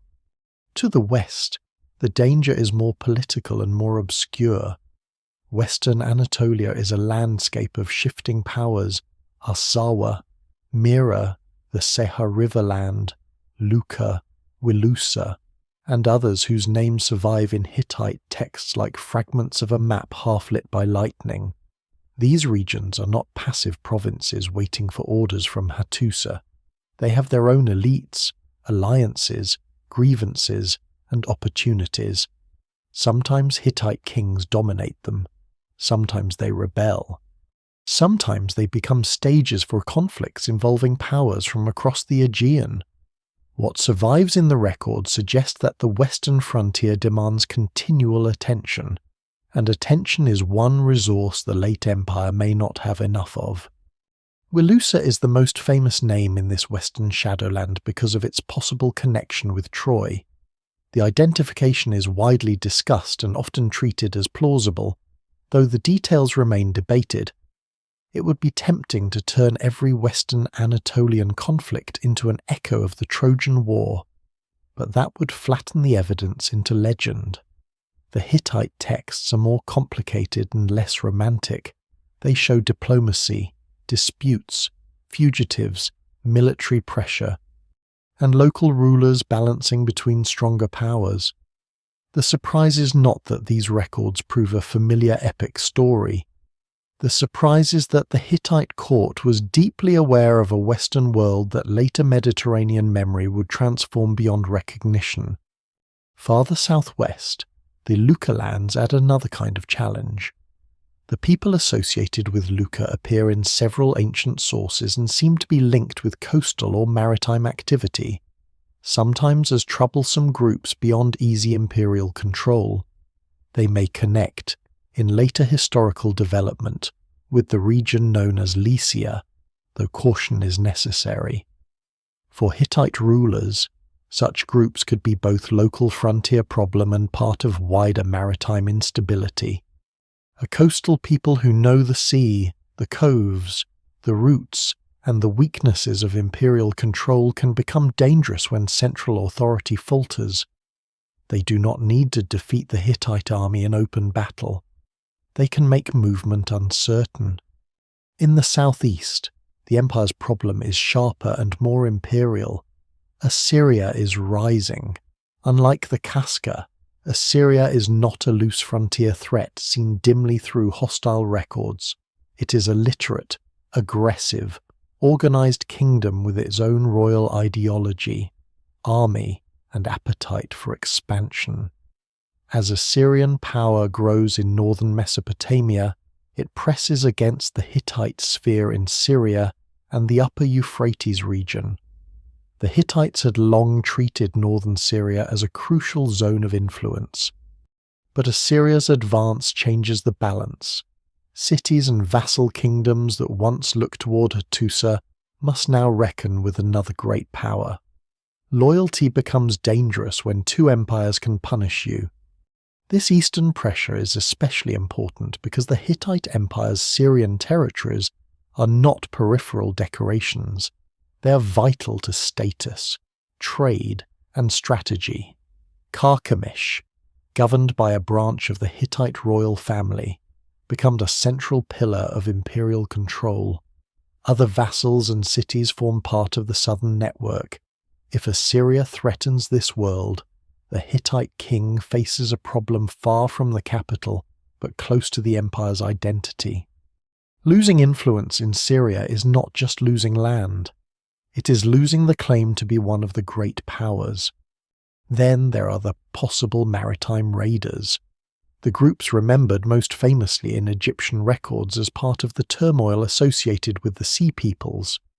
Their role in the fall of Hatti remains uncertain and often overstated in popular versions. It is unlikely that a single unified wave of sea invaders simply swept inland and erased the Hittite Empire by itself. Still, maritime violence and coastal disruption are real parts of the wider crisis. Ugarit's final letters suggest danger from ships and the terrifying vulnerability of a coastal city when its forces are absent. If ports connected to Hittite supply lines become unsafe, the inland empire feels the shock. The sea reaches Hattusa not as water, but as missing grain, missing copper, missing messages, missing allies. The frightening thing about these frontier pressures is not that one of them must be the answer. It is that all of them can matter at once. A northern raid can pull troops away from the west. A western rebellion can delay response to Syria. Assyrian pressure can force the king to prioritize the southeast. Maritime disruption can reduce supplies needed for campaigns. Food shortages can make soldiers harder to maintain. Every enemy becomes more dangerous because every other enemy exists. No single explanation fully accounts for this kind of strategic suffocation.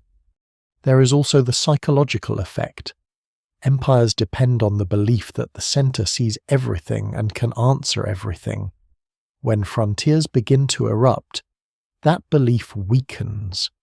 Local rulers start making private calculations. A vassal asks whether Hattusa can still protect him. A border commander wonders whether reinforcements will come. A town decides whether to open its gates, resist, flee, or bargain. An enemy watches for hesitation.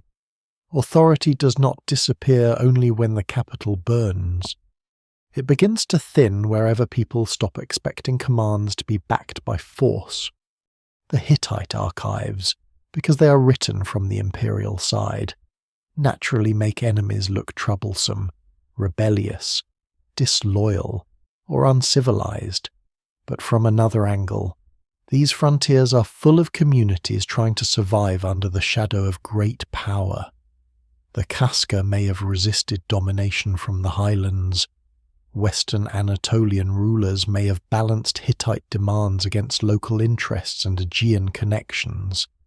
Syrian cities may have chosen between Hatti and Assyria because neutrality was impossible. Maritime groups may have included displaced people as well as raiders. Scholars still debate the identities and motives of many of these groups, and the uncertainty matters. Collapse is not only what happens to an empire, it is also what happens when everyone beneath and around that empire begins to move. By the time Hattusa nears its final abandonment, the empire's frontiers have become more than borders. They are symptoms. The north shows the limits of military control in difficult terrain. The west shows the fragility of vassal politics.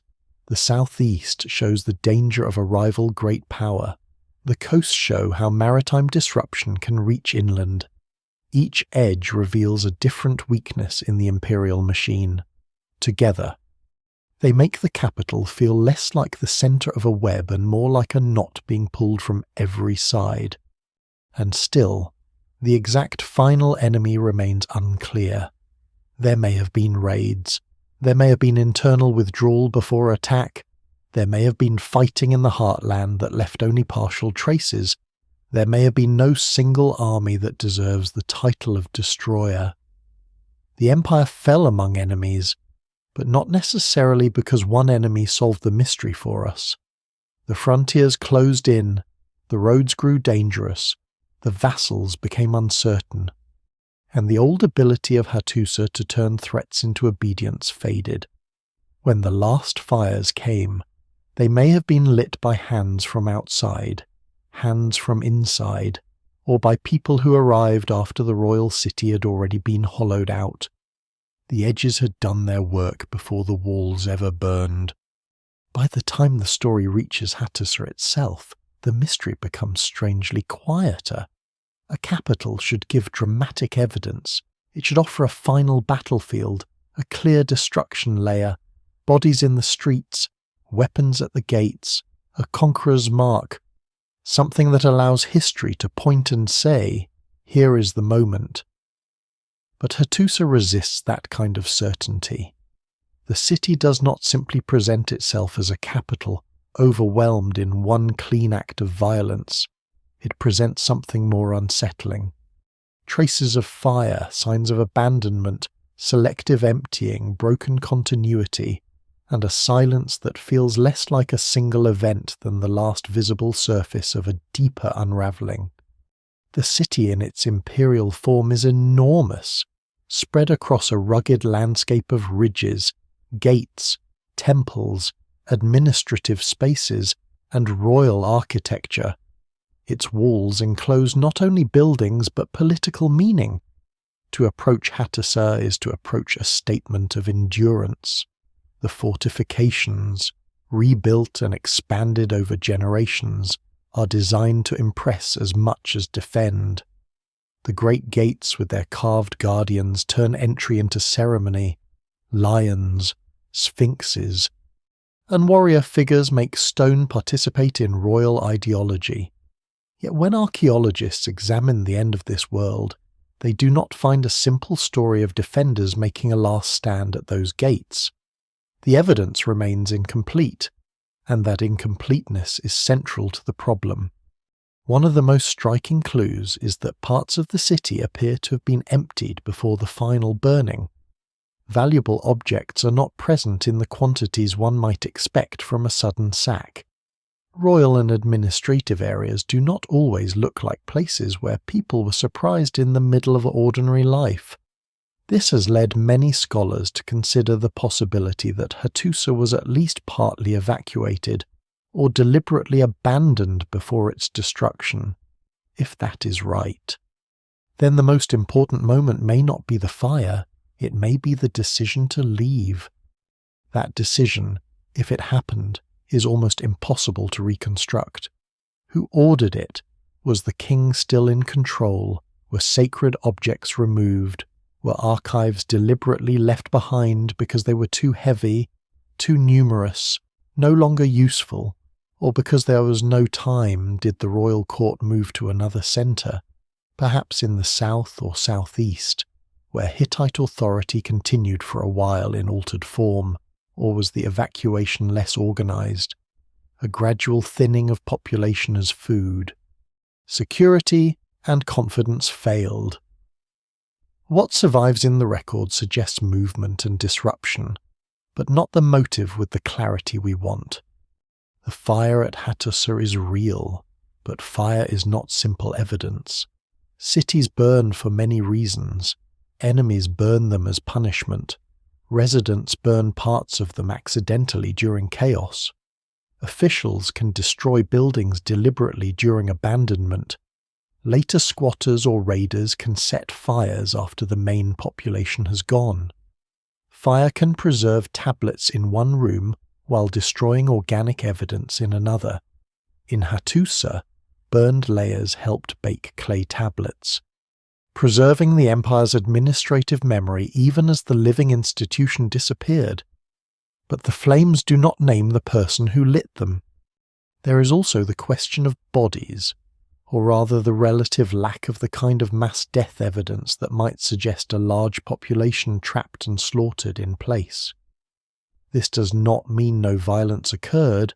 Archaeological survival is uneven, and absence of evidence is not proof of peaceful departure. But it does make a dramatic last massacre harder to claim. Hattusa may have been attacked after much of its population had already gone, or its fall may have involved selective destruction of political and religious centres rather than street-by-street annihilation.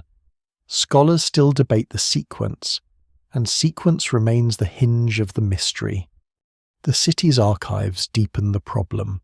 Thousands of tablets have been recovered, preserving laws, treaties, rituals, myths, prayers, instructions, and correspondence. Yet the archive does not behave like a final diary. Many tablets are older copies or documents kept because they mattered to administration and cult. Some may have been stored long before the final crisis. Archives are not newspapers. They can preserve centuries of accumulated record while saying little about the last week. The closer we get to the end, the less the tablets directly explain. It is as if the city gives us an immense memory, then withholds its final thought. Hattusa's physical layout also matters. The capital includes an older, lower city, a later upper city, temple districts, storage areas, fortifications, and monumental spaces. Different parts may have experienced abandonment and destruction differently. A city of this scale does not die evenly. Some districts may have been deserted earlier, some may have remained active longer, some may have been burned intensely, others may simply have decayed. When modern people say Hattusa fell, the phrase compresses a complicated urban process into one moment. The reality may have unfolded unevenly across days, months, or years, even if the imperial system collapsed quickly. A lesser-known detail is the importance of Hattusa's nearby rock sanctuary at Yazilikaya, where reliefs of gods process along stone walls in a sacred landscape just outside the city. This place reflects the religious imagination of the late empire, especially the growing influence of Hurrian traditions within Hittite royal religion. Its divine procession still appears frozen in stone, untouched by the urgency that must have gripped the human world. The gods remain in order. The empire does not. That contrast is one of the quietest and most powerful images of the collapse. If the capital was deliberately abandoned, the question becomes why such a drastic step would be taken.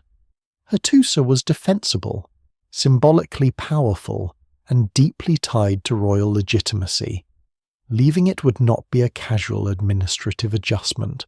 It would suggest that the heartland had become too dangerous, too hungry, too politically unstable, or too difficult to maintain. Perhaps the court relocated toward regions where supplies and military control were stronger. Perhaps the empire was already fragmenting, and Hattusa had become a liability rather than an asset. Perhaps the final king faced a crisis so severe that the old capital no longer made strategic sense. No single explanation fully accounts for this, but the possibility of abandonment changes the emotional shape of the story. The empire may not have been simply struck down in its throne room, it may have walked away from its own centre. And after that, Hattusa becomes vulnerable in a new way. A city without its full administrative and sacred life is still physically impressive, but politically hollow. Walls without soldiers are scenery. Temples without offerings are empty chambers. Storehouses without grain are architecture. Archives without scribes are clay waiting for burial. If enemies, raiders, local groups, or displaced people entered after the royal departure, they may have found not the living capital of a great empire, but the shell of one. Burning such a place would still matter, but it would not be the cause of collapse so much as its visible signature. This is why the vanishing capital remains so unsettling. Hattusa should be the answer, but instead it becomes the greatest clue. Its destruction tells us the empire ended. Its abandonment hints that the ending began before the flames. Its tablets preserve the world that made it powerful but fail to explain the decision that left it exposed. Its walls still stand in the landscape. Yet the authority they once enclosed has vanished so thoroughly that even the identity of the final destroyer slips away. The silence after Hattusa is not complete, because Hittite traditions continue elsewhere, but the imperial capital ceases to speak. The roads that once led to it no longer carry the same commands. The great gates no longer frame the arrival of foreign envoys. The temples no longer gather the same offerings for the same royal order. A city built to make power visible becomes, in the end, a monument to power's disappearance. And somewhere between the last royal decision and the last fire, the Hittite Empire crosses from crisis into ruin. The burning of Hattusa is one of those ancient events that looks, at first glance, easier to understand than it really is. Fire feels decisive. It gives the eye a clear image: flames in the palace, smoke over the walls, attackers moving through gates, the capital of an empire reduced to ash. But archaeology rarely allows such clean scenes without resistance. The more closely the evidence is examined, the less the fire behaves like a simple answer. It marks destruction. But it does not prove who destroyed. It shows violence against buildings, but not necessarily the final defeat of a full population. It illuminates the end, yet it also casts shadows over the causes that came before. In many ancient cities, a destruction layer is treated almost like a punctuation mark. A city flourishes, then burns, and a new phase begins. But a burn layer can hide as much as it reveals. Fire can result from invasion, accident, ritual closure, internal conflict, controlled demolition, looting after abandonment, or later occupation. At Hattusa, the evidence suggests significant destruction around the time the imperial system ends, but it does not produce the unmistakable signature of one conquering enemy. There is no surviving inscription from a victorious attacker boasting of the city's capture. No Hittite final account describes the last defense. No single body of evidence forces one conclusion. One possibility is an external attack. This is the most instinctive explanation, and it cannot be dismissed. The Hittite heartland had enemies, especially the Kaska to the north, and weakened defences would have made the capital vulnerable.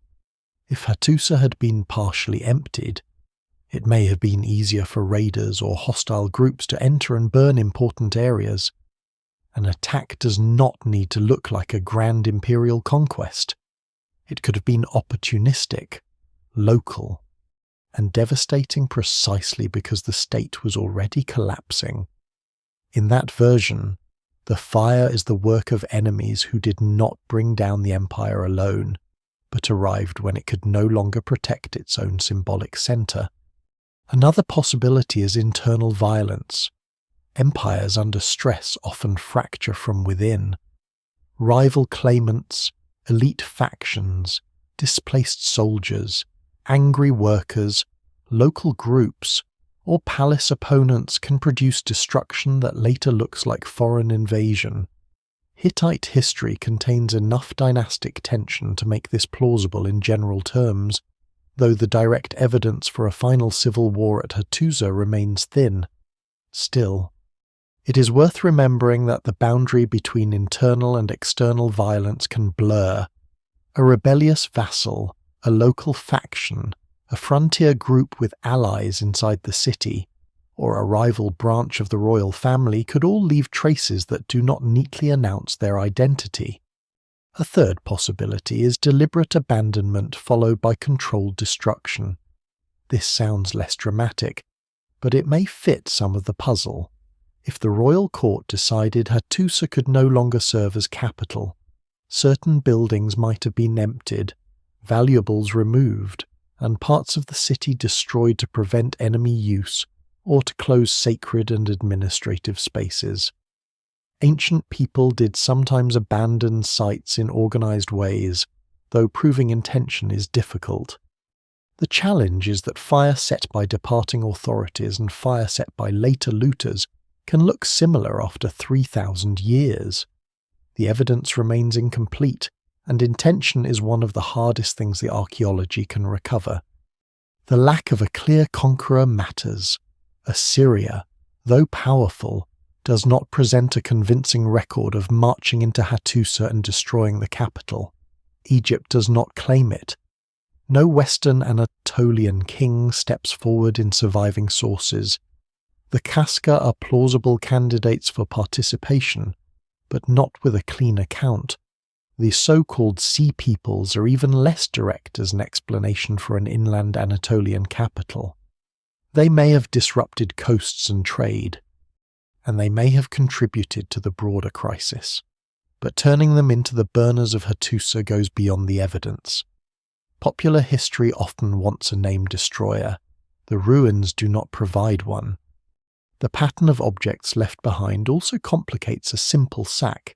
In a sudden, violent conquest, one might expect more signs of hurried abandonment, trapped possessions, bodies, and chaotic destruction. Hattusa gives a mixed picture. Some valuables seem absent, some areas look cleaned out, some tablets remain, but tablets are heavy, numerous, and not always worth carrying if the administrative system they serve is already broken.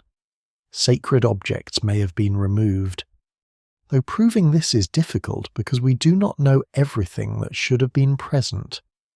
What survives in the record suggests that the city was not simply caught fully alive and unaware. This does not make the end peaceful. Abandonment in a collapsing world can be more frightening than battle. Imagine officials deciding which tablets matter and which can be left. Priests debating what to do with cult objects. Families carrying what they can through gates once built to impress foreign envoys. Soldiers assigned to roads that may no longer be safe. Storehouses opened, emptied, or guarded without certainty that new grain will ever arrive. A city can die before it burns. And that earlier death may leave fewer visible traces than the flames. There is a lesser-known archaeological irony in the destruction of archives. Clay tablets are not like parchment or papyrus. Unbaked tablets can survive if buried under the right conditions, but fire can harden them, making them more durable. Thus, the burning of Hattusa helped preserve many of the documents that reveal the empire's rituals, laws, treaties, and anxieties. The final fire may have destroyed the living city while rescuing its memory for the distant future. Without that accident, the Hittites might still be far more obscure than they are. The uncertainty also forces a larger question. What counts as the fall of an empire? Is it the moment the capital burns, the moment the royal court leaves, the moment vassals stop obeying, the moment food no longer reaches the center, the moment enemies realize punishment will not come? Hattusa's fire may be the most visible point, but the empire may have fallen politically before the flames rose. If the administrative network had already snapped, if the capital had already been abandoned, then the burning is not the cause but the closing image. Scholars still debate the balance between evacuation and destruction. Some emphasize organized withdrawal and the absence of a clear battle. Others stress that fire and collapse indicate violent ending, even if not a simple invasion. Both perspectives can be partly right. A city can be evacuated and later attacked. It can be weakened from within and then burned by outsiders. It can experience several episodes of destruction that archaeology compresses into one horizon. Ancient endings are rarely as tidy as modern categories. The fall of Hattusa therefore remains a mystery not because there is no evidence, but because the evidence points in several directions at once. Fire says destruction. Empty spaces suggest departure. Missing valuables hint at planning or looting. Surviving tablets show administrative life but not its final command. The absence of a conqueror leaves room for many suspects. The broader Late Bronze Age crisis supplies many pressures, but not a single final hand. No single explanation fully accounts for this. And so the capital burns without giving up its murderer. It stands at the center of the story like a witness who saw everything and speaks only in fragments. The stones say that the city was great. The ash says that it ended. The missing objects say that someone knew enough to remove what mattered, or that someone arrived later to take what remained. The tablets say that the Empire once believed the world could be ordered through command, ritual, oath, and record. But the last fire says something colder order can fail so completely that even its destruction becomes ambiguous. The most patient witness to the Hittite collapse may not be a tablet, a wall, or a burned palace floor.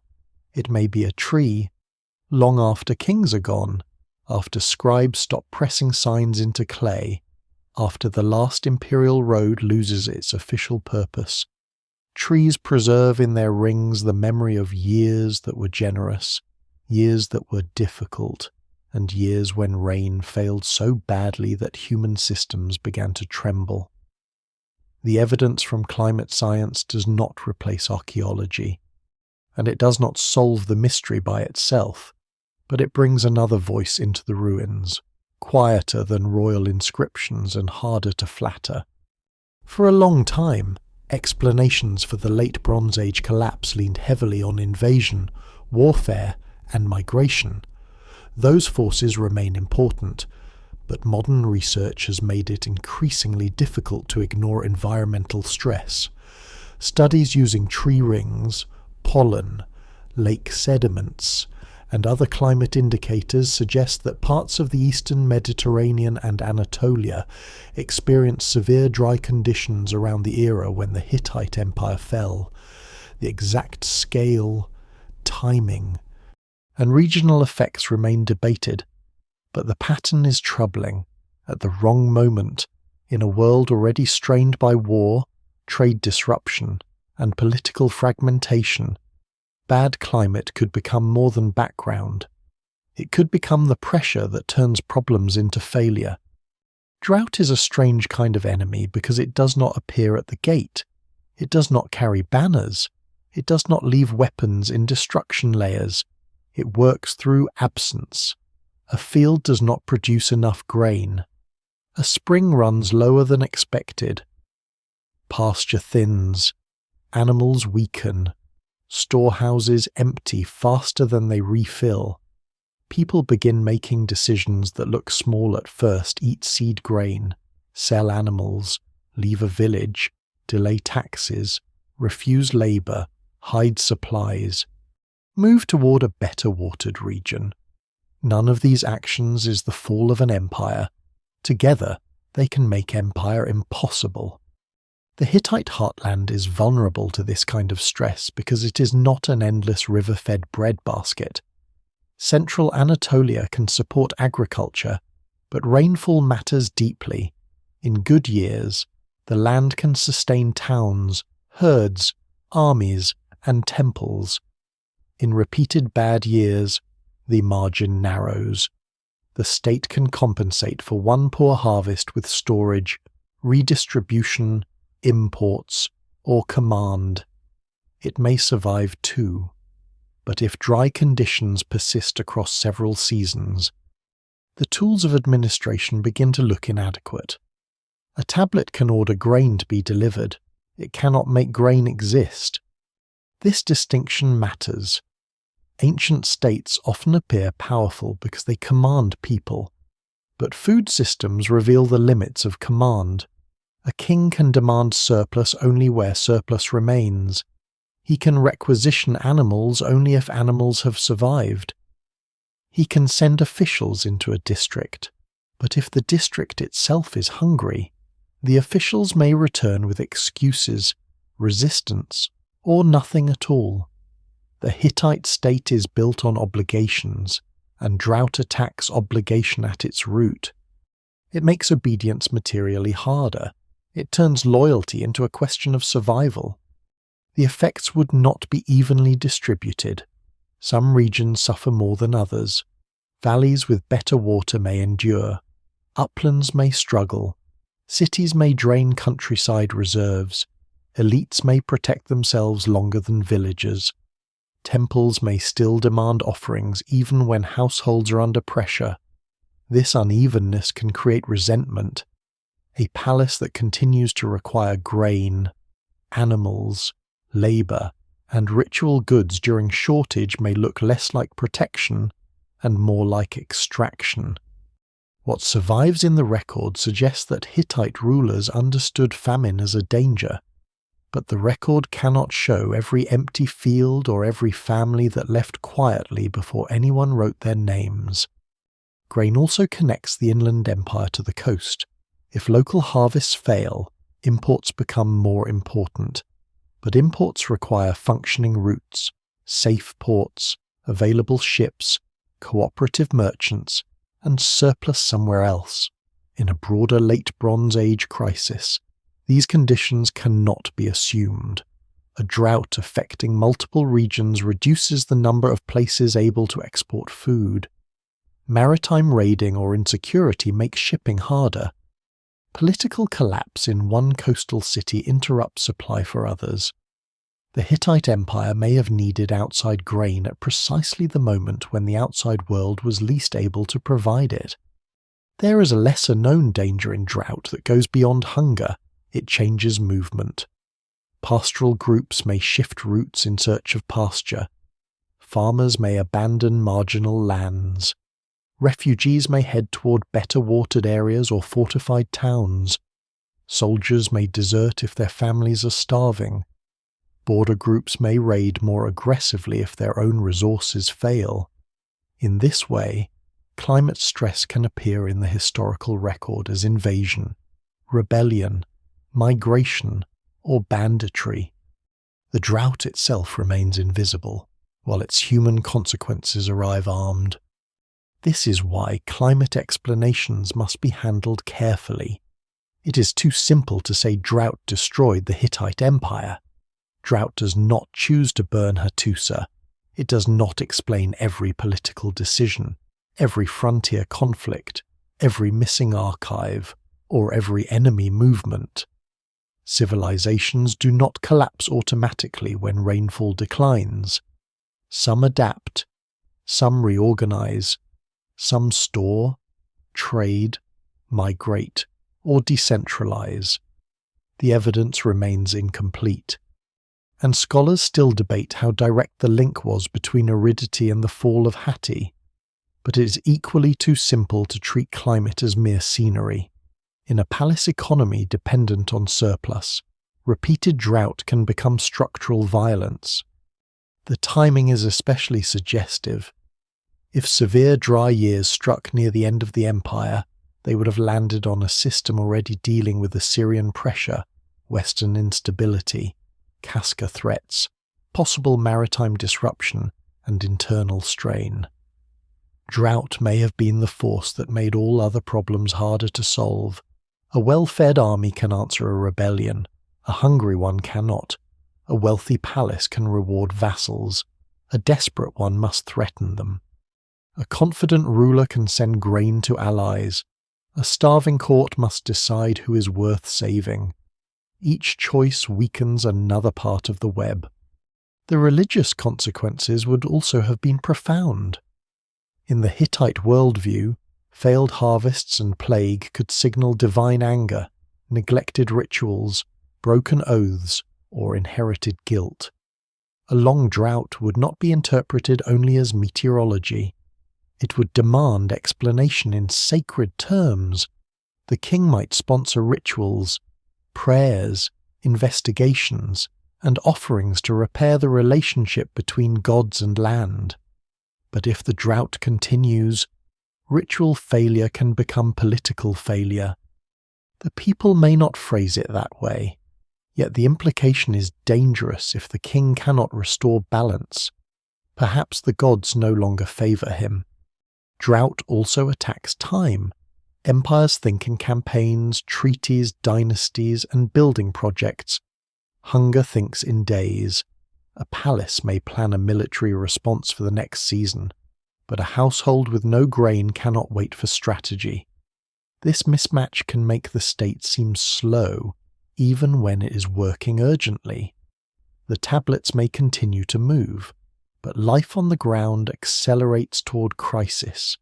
Families sell, flee, conceal, or die before the royal system can calculate a solution. And yet, somewhere in this harsh picture, there is also resilience. People in Anatolia had lived with variable rainfall for generations. They knew storage, herding, mixed farming, local adaptation, and mobility. The collapse of the empire does not mean every community vanished. Many people survived by becoming less visible to imperial history. Villages continued, local traditions endured. Power shifted away from the centralized Hittite system, but human life did not stop. This matters because the fall of Hatti is not an extinction event. It is the failure of one political form under pressures that many ordinary people may have endured in altered ways. So drought may be one of the deepest causes, not because it explains everything, but because it weakens the foundation beneath everything. It makes grain scarce, armies costly, roads desperate, temples anxious, vassals restless, and borders unstable. It turns the empire's need for coordination into a liability. It does not leave a royal boast or a conqueror's inscription. It leaves narrow tree rings, dry lake beds, changed pollen patterns, and the indirect human traces of a world under stress. In the end, the dry years may have been less like a sword than a hand tightening slowly around the throat of the system. The Hittite Empire could fight enemies. It could write treaties. It could rebuild cities. It could curse traitors and honor gods. But it could not command the clouds, and if the rains failed at the same moment that enemies gathered, trade faltered and loyalty thinned, then Hattusa's great walls were defending a capital whose real battlefield stretched across fields.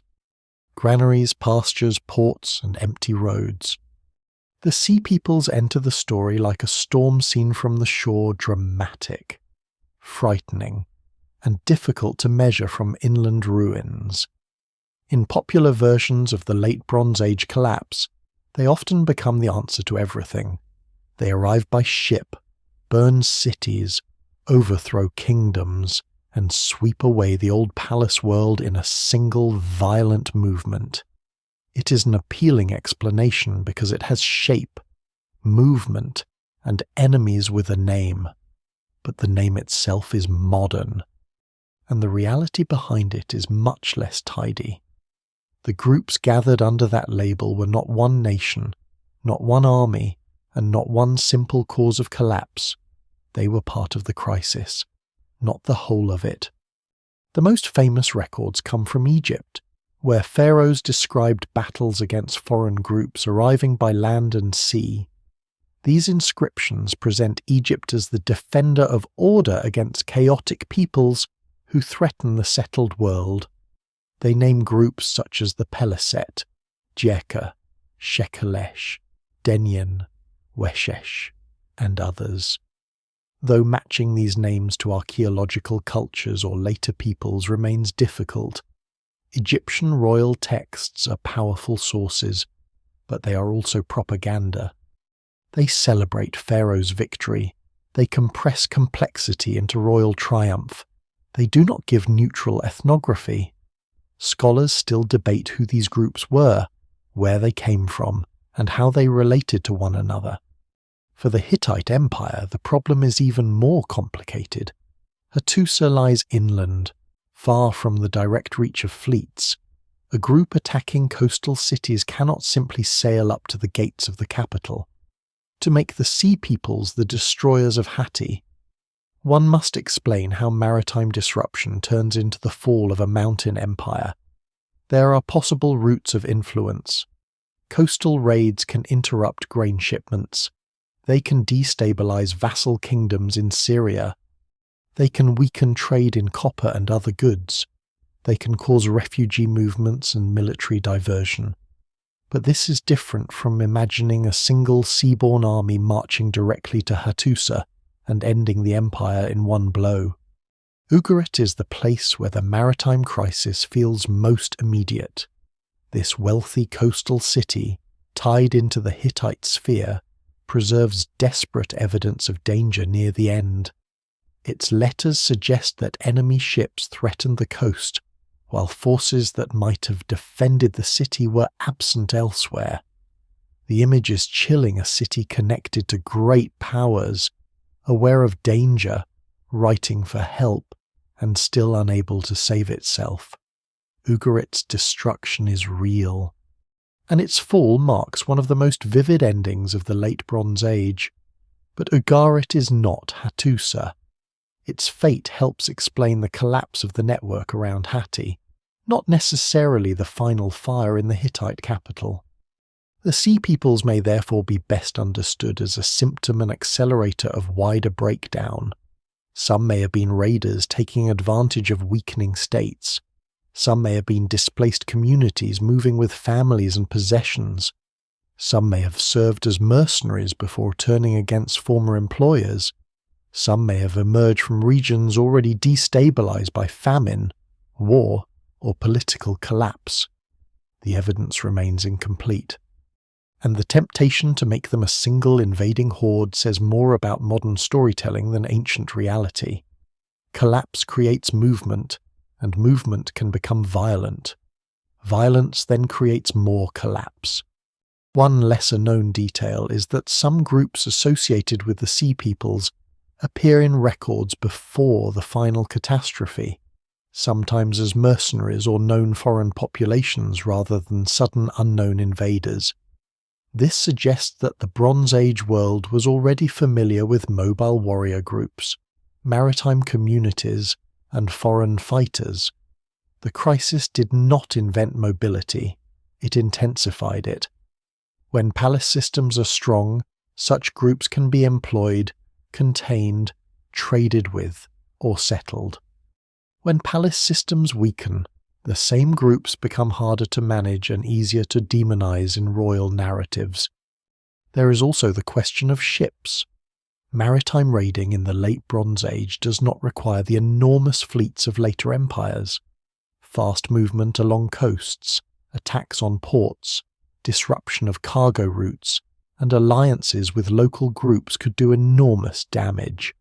A palace economy does not need every harbour destroyed to suffer. It only needs uncertainty. Merchants hesitate.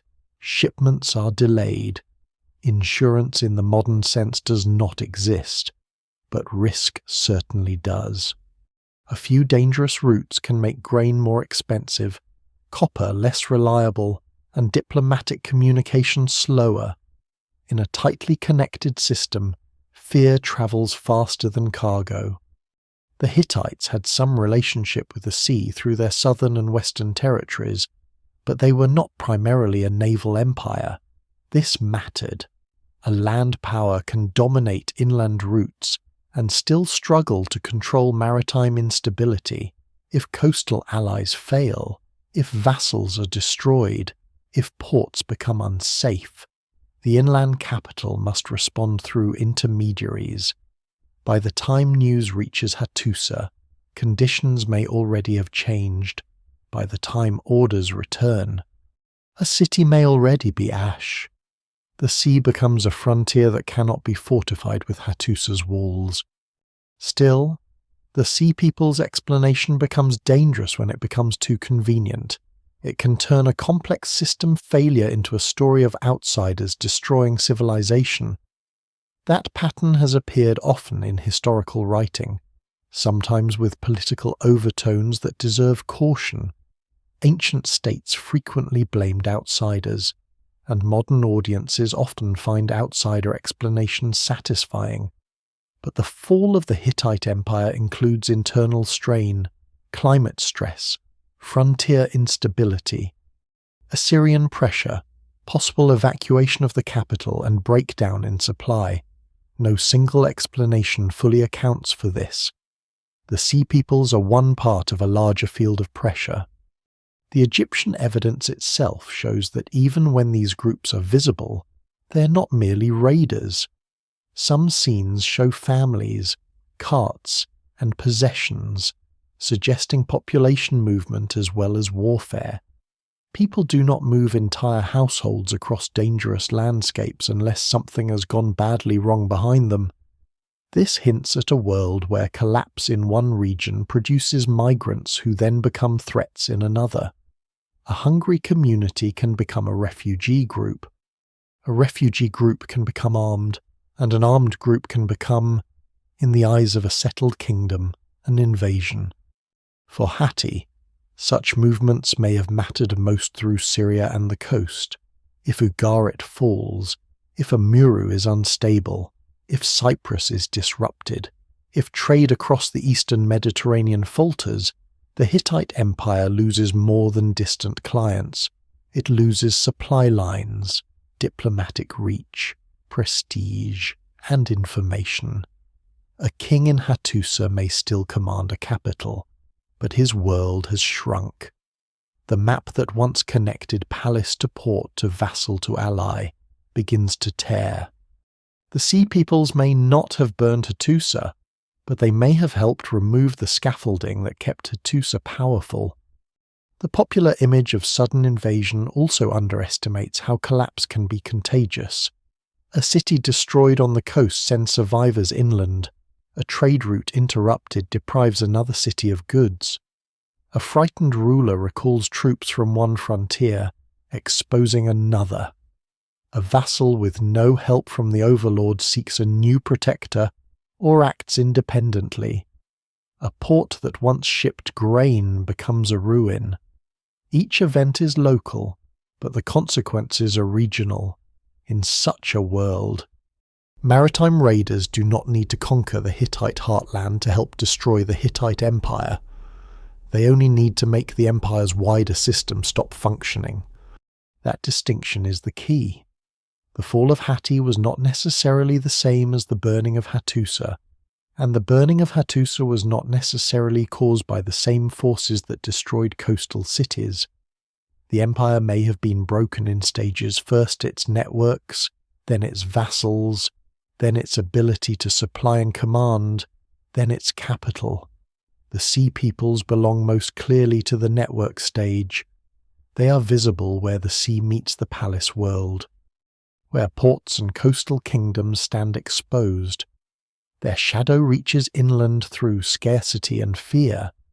By the time Egypt fights and records its battles against these groups, the old order is already damaged. Egypt survives. But survival is not victory in the old sense. Its influence changes. The Hittite Empire disappears as a great power. Ugarit is gone. Many Mycenaean palace centres have burned. The world of royal brothers exchanging gifts across stable routes is ending. The Sea Peoples are remembered because they appear in dramatic inscriptions, but they are only the most visible human face of a much deeper transformation. So they remain in the Hittite mystery as suspects, but not as the sole culprit. They may have cut sea lanes, shattered allies, intensified famine, and spread panic through a world already cracking. They may have contributed to the pressure that made Hattusa impossible to maintain, but the evidence does not allow them to stand alone over the ashes of the capital. The sea sent danger into the Bronze Age world, but the empire's death was not carried by waves alone. After the empire falls, the Hittites do not vanish in the way the word collapse can make us imagine. The royal capital is abandoned, the imperial archive stops speaking, the great kingdom of Hatti disappears as a single commanding power, but people remain. Languages remain. Gods remain. Dynastic memories remain. Artistic habits, political titles, scribal traditions, and local identities continue in altered form. The fall of Hattusa is not the extinction of a people. It is the breaking of an imperial arrangement, and in the centuries after the break, pieces of that arrangement reappear in new shapes across Anatolia and northern Syria. This is one of the most important corrections to the mystery. A destroyed empire can leave living descendants without leaving a clear political successor. The old Hittite heartland in central Anatolia changes dramatically. Hattusa itself does not resume its role as imperial capital. The elaborate state system centered there is gone, but to the south and southeast, especially around places such as Carchemish, Malatya, Aleppo, and other regional centers, kingdoms emerge or continue that modern scholars often call Neo-Hittite or Syro-Hittite. The label is modern and imperfect, but it points to a real survival of traditions connected to the old Hittite world, mixed with Luwian, Aramean, Hurrian, and Syrian elements. Carchemish is especially important because it had already been a major Hittite imperial center before the collapse. Members of the Hittite royal family ruled there under the authority of the great king. When Hattusa falls silent, Carchemish does not simply disappear. It becomes one of the strongest continuities between the imperial age and the world after it. In this sense, the Hittite Empire's southern branch outlives the trunk. The capital in the mountains dies. But a royal line and political culture connected to Hatti survive nearer the Euphrates, where geography, trade, and regional power allow a different future. The inscriptions of the post-imperial kingdoms are often written in hieroglyphic Luwian, not in the cuneiform Hittite familiar from Hattusa's clay archives. This matters because it shows that the old empire was never culturally uniform, and that the forms most visible after collapse are not always the same as those most visible before it. Monumental inscriptions on stone, reliefs of rulers and gods, city gates, and royal names preserve a world that still remembers aspects of Hittite kingship while speaking in a changing political language. What survives in the record suggests continuity, but not simple continuation. In these successor states, rulers still present themselves through old symbols of authority. Storm gods remain powerful. Royal figures stand before deities. Relief sculpture continues the visual grammar of kingship. Monumental gateways and orthostats declare status. Yet the political map is smaller and more fragmented. Instead of one great Hittite king ruling from Hattusa, there are multiple regional kingdoms competing, negotiating, and surviving between larger powers. The age of the Bronze Age Imperial Club is over. The Iron Age brings a rougher and more divided landscape. Assyria increasingly dominates this new world. The same power that had pressed against Hittite interests before the collapse becomes, in later centuries, the great imperial force of the Near East. Neo-Hittite kingdoms may flourish for a time, but they do so under the long shadow of Assyrian expansion. Some become tributaries, some resist and are conquered. Some rulers appear in Assyrian records as opponents or clients. The old Hittite imperial identity becomes part of a regional mosaic that Assyria eventually absorbs. History has a way of turning yesterday's great power into tomorrow's provincial memory. A lesser-known but fascinating detail is that outsiders continued to use names related to Hatti long after the empire itself had fallen. In some later Near Eastern contexts, the term could refer broadly to regions of Syria and Anatolia, associated with these successor states, rather than to the vanished capital of Hattusa. This means that the name lived on, but shifted geographically and politically. Memory did not preserve the empire exactly. It reused its name for a changed world. That kind of survival can confuse later readers, but it also shows how ancient identities could stretch, fade, and reattach. For ordinary people, the post-collapse world was likely uneven. Some communities may have suffered violence, famine, displacement, and loss of elite support. Others may have adapted with surprising speed to smaller political structures. Palace collapse does not necessarily mean all farming stops or all towns die. It means the systems of taxation, redistribution, administration, and long-distance command change. A village that once sent grain under imperial obligation might now answer to a local lord, a regional king, or no effective central power at all. Some people may have experienced collapse as disaster. Others may have experienced it as a change in who demanded their labour. The shift from the Bronze Age to the Iron Age is also more gradual than old textbook labels suggest.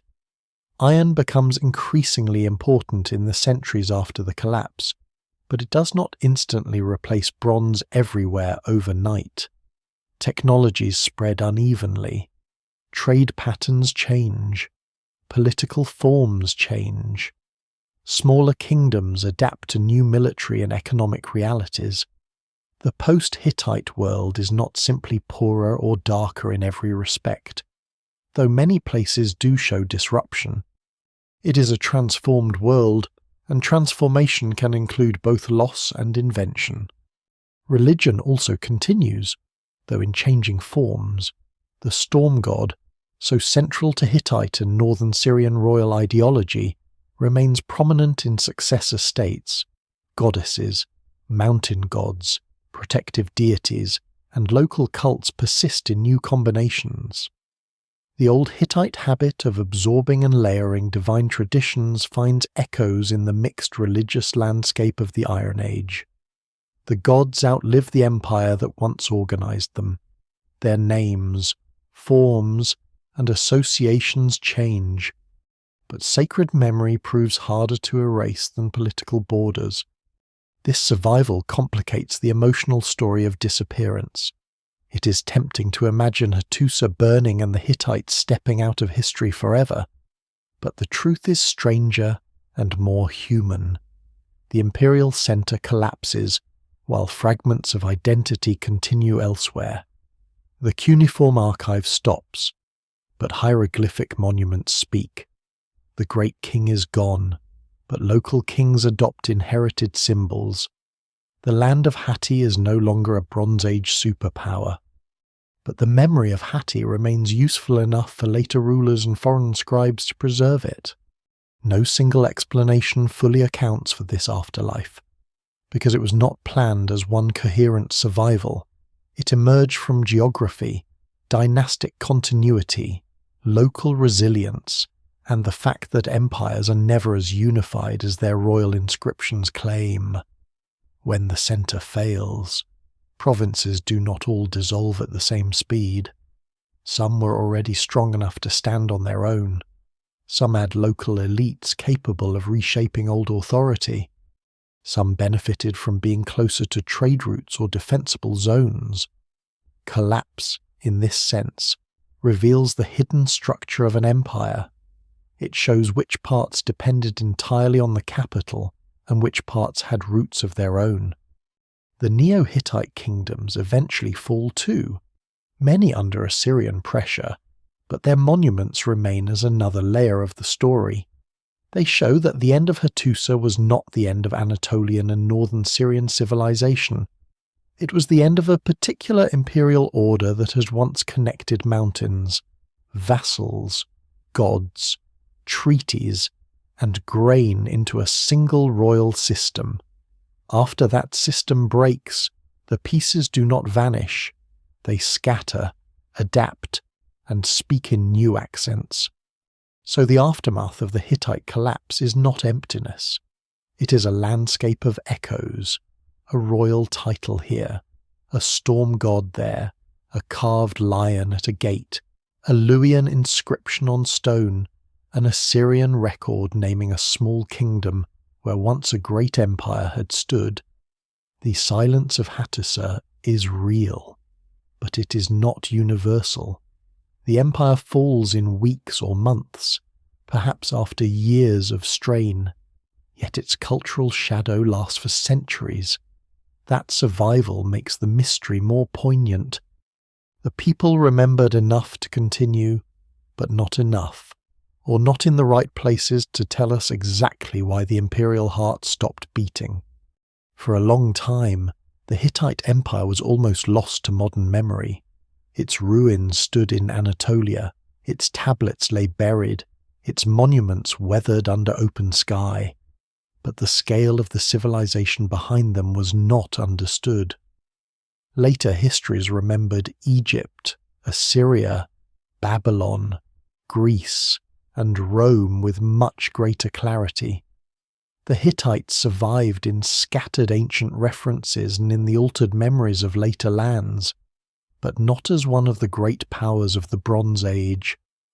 Their empire had vanished so completely that when modern scholars began to recover it, they were not merely filling in details, they were restoring an entire missing actor to world history. That recovery began slowly, through travellers, inscriptions, strange monuments, and ruins that did not fit familiar categories. In Anatolia and northern Syria, carved figures and hieroglyph-like signs appeared on stones, gates, and rock faces. Some were known before anyone could confidently read them. They suggested power, but not yet a clear story. Hattusa itself, near the modern village of Bogaskoi, gradually emerged as the key.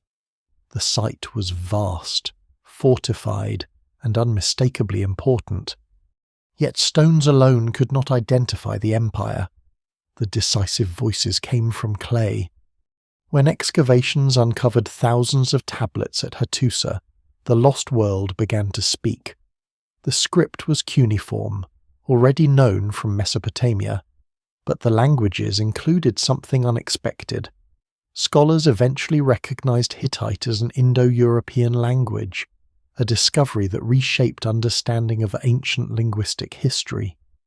It was one of the earliest attested Indo-European languages, preserved not in Greece or India or Europe, but in the archives of a Bronze Age Anatolian empire.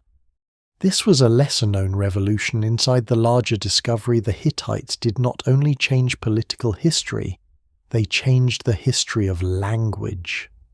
The tablets revealed treaties, laws, myths, rituals, prayers, royal annals, diplomatic letters, and administrative texts. Piece by piece, the empire returned, names of kings appeared, foreign relations became clearer. The Battle of Kadesh could be seen from more than the Egyptian side. The peace treaty with Egypt gained new depth. Vassal states in Syria and Anatolia took shape. The Hittites were no longer a shadow people. They were rulers of a complex state whose records had been waiting in the ground for more than 3,000 years. Yet archaeology also revealed the limits of recovery. The tablets speak richly, but unevenly. They preserve what the state chose or needed to write. Not everything people lived. They tell us more about kings, priests, rituals, treaties, and officials than about the full lives of farmers, women outside the court, servants, migrants, captives, and frontier communities. They preserve old copies beside newer documents. They can be broken, displaced, or removed from their original context. What survives in the record suggests an empire of extraordinary complexity, but not a complete empire. The past returns with gaps built into it. Modern excavation at Hattusa has made the city itself more legible. Walls, gates, temples, storage areas, tunnels, and sacred spaces show how deeply the capital was planned around defense, ritual, and royal display.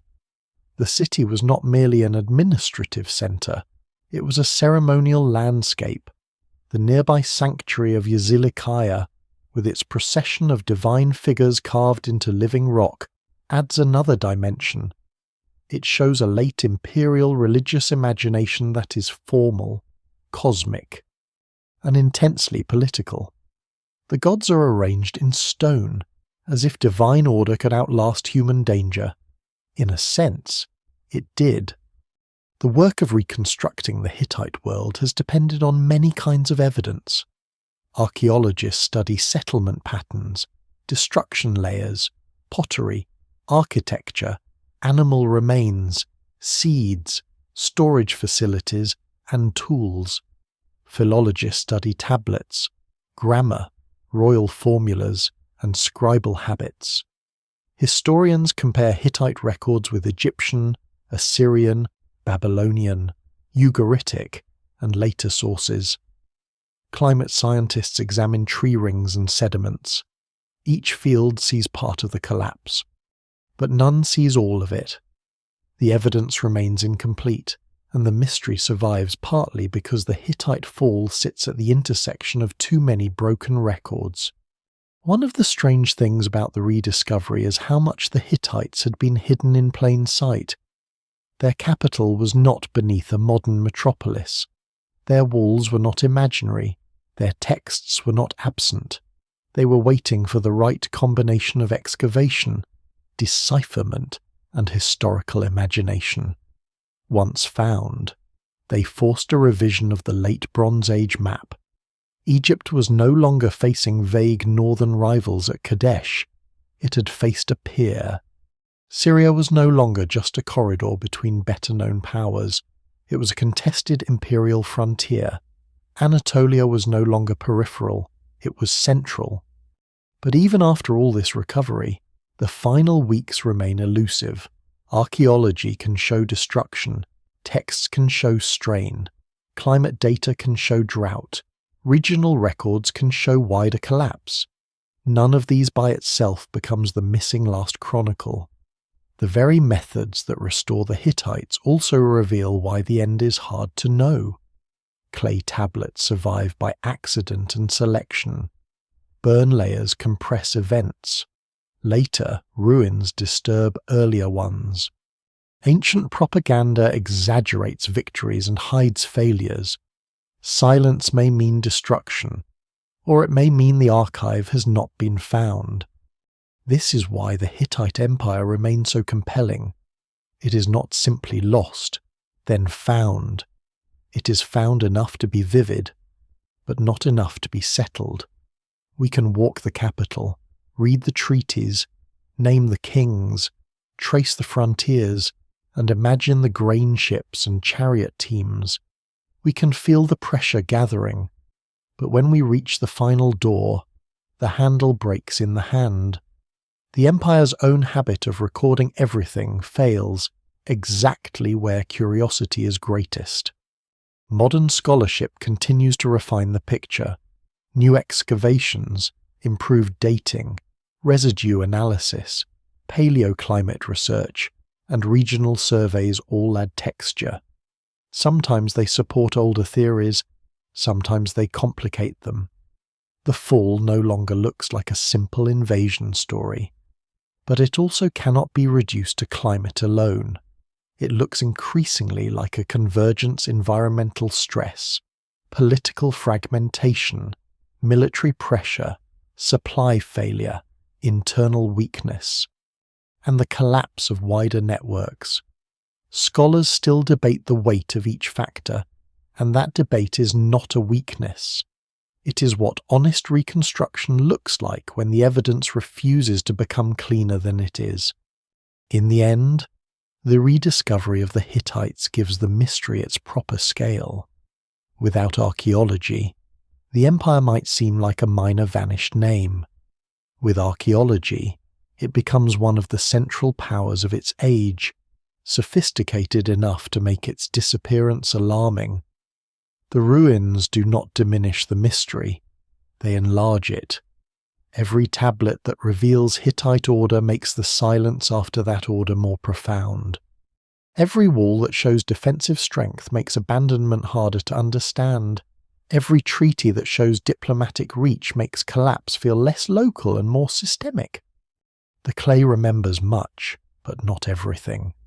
It remembers kings who demanded loyalty, gods who witnessed oaths, horses trained for war, laws shaped by compensation, queens with enduring authority, vassals bound by fear, and foreign rulers addressed as brothers.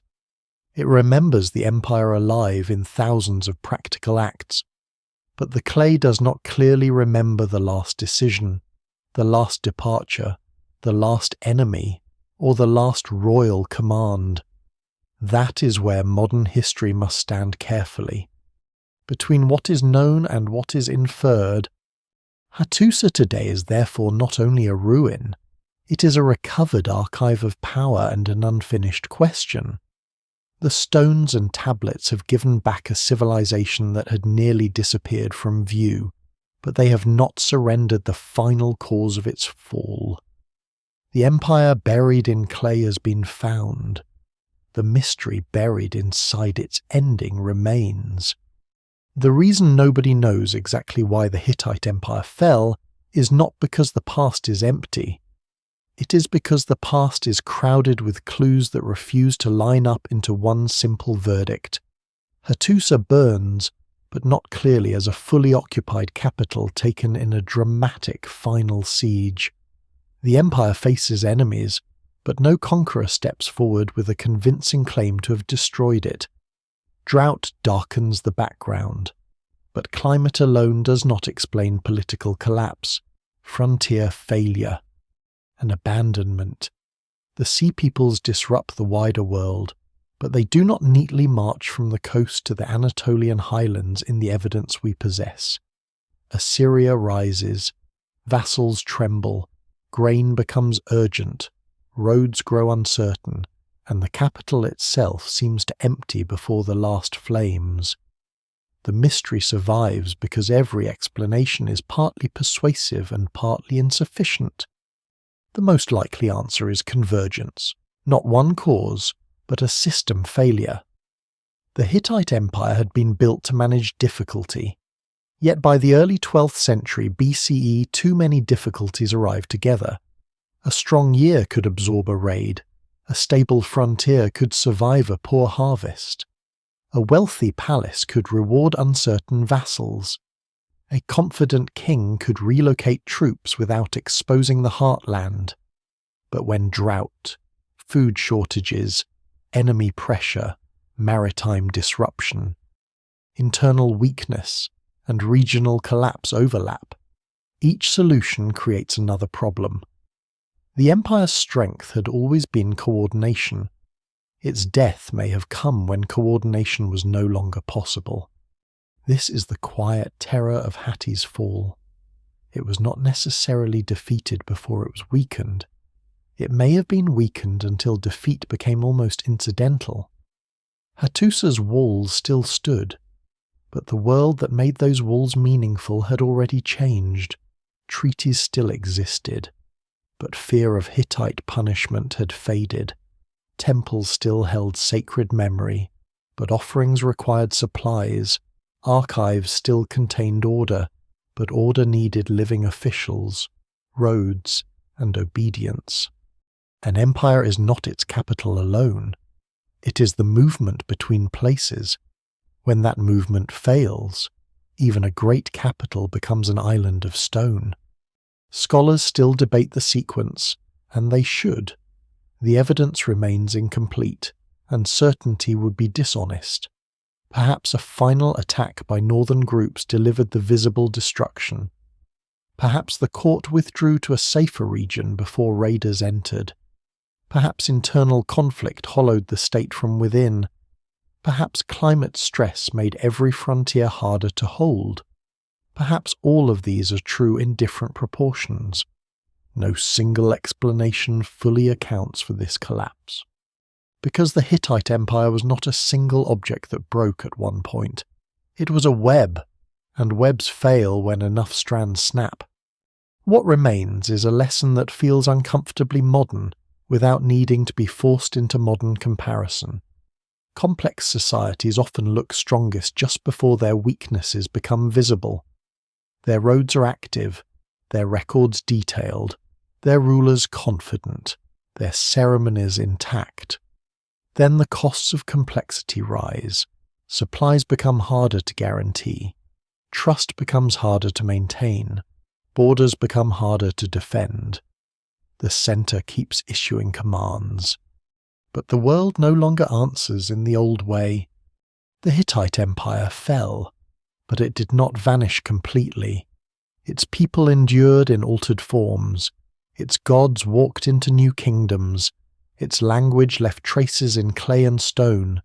Its name survived in places that were no longer ruled from Hattusa.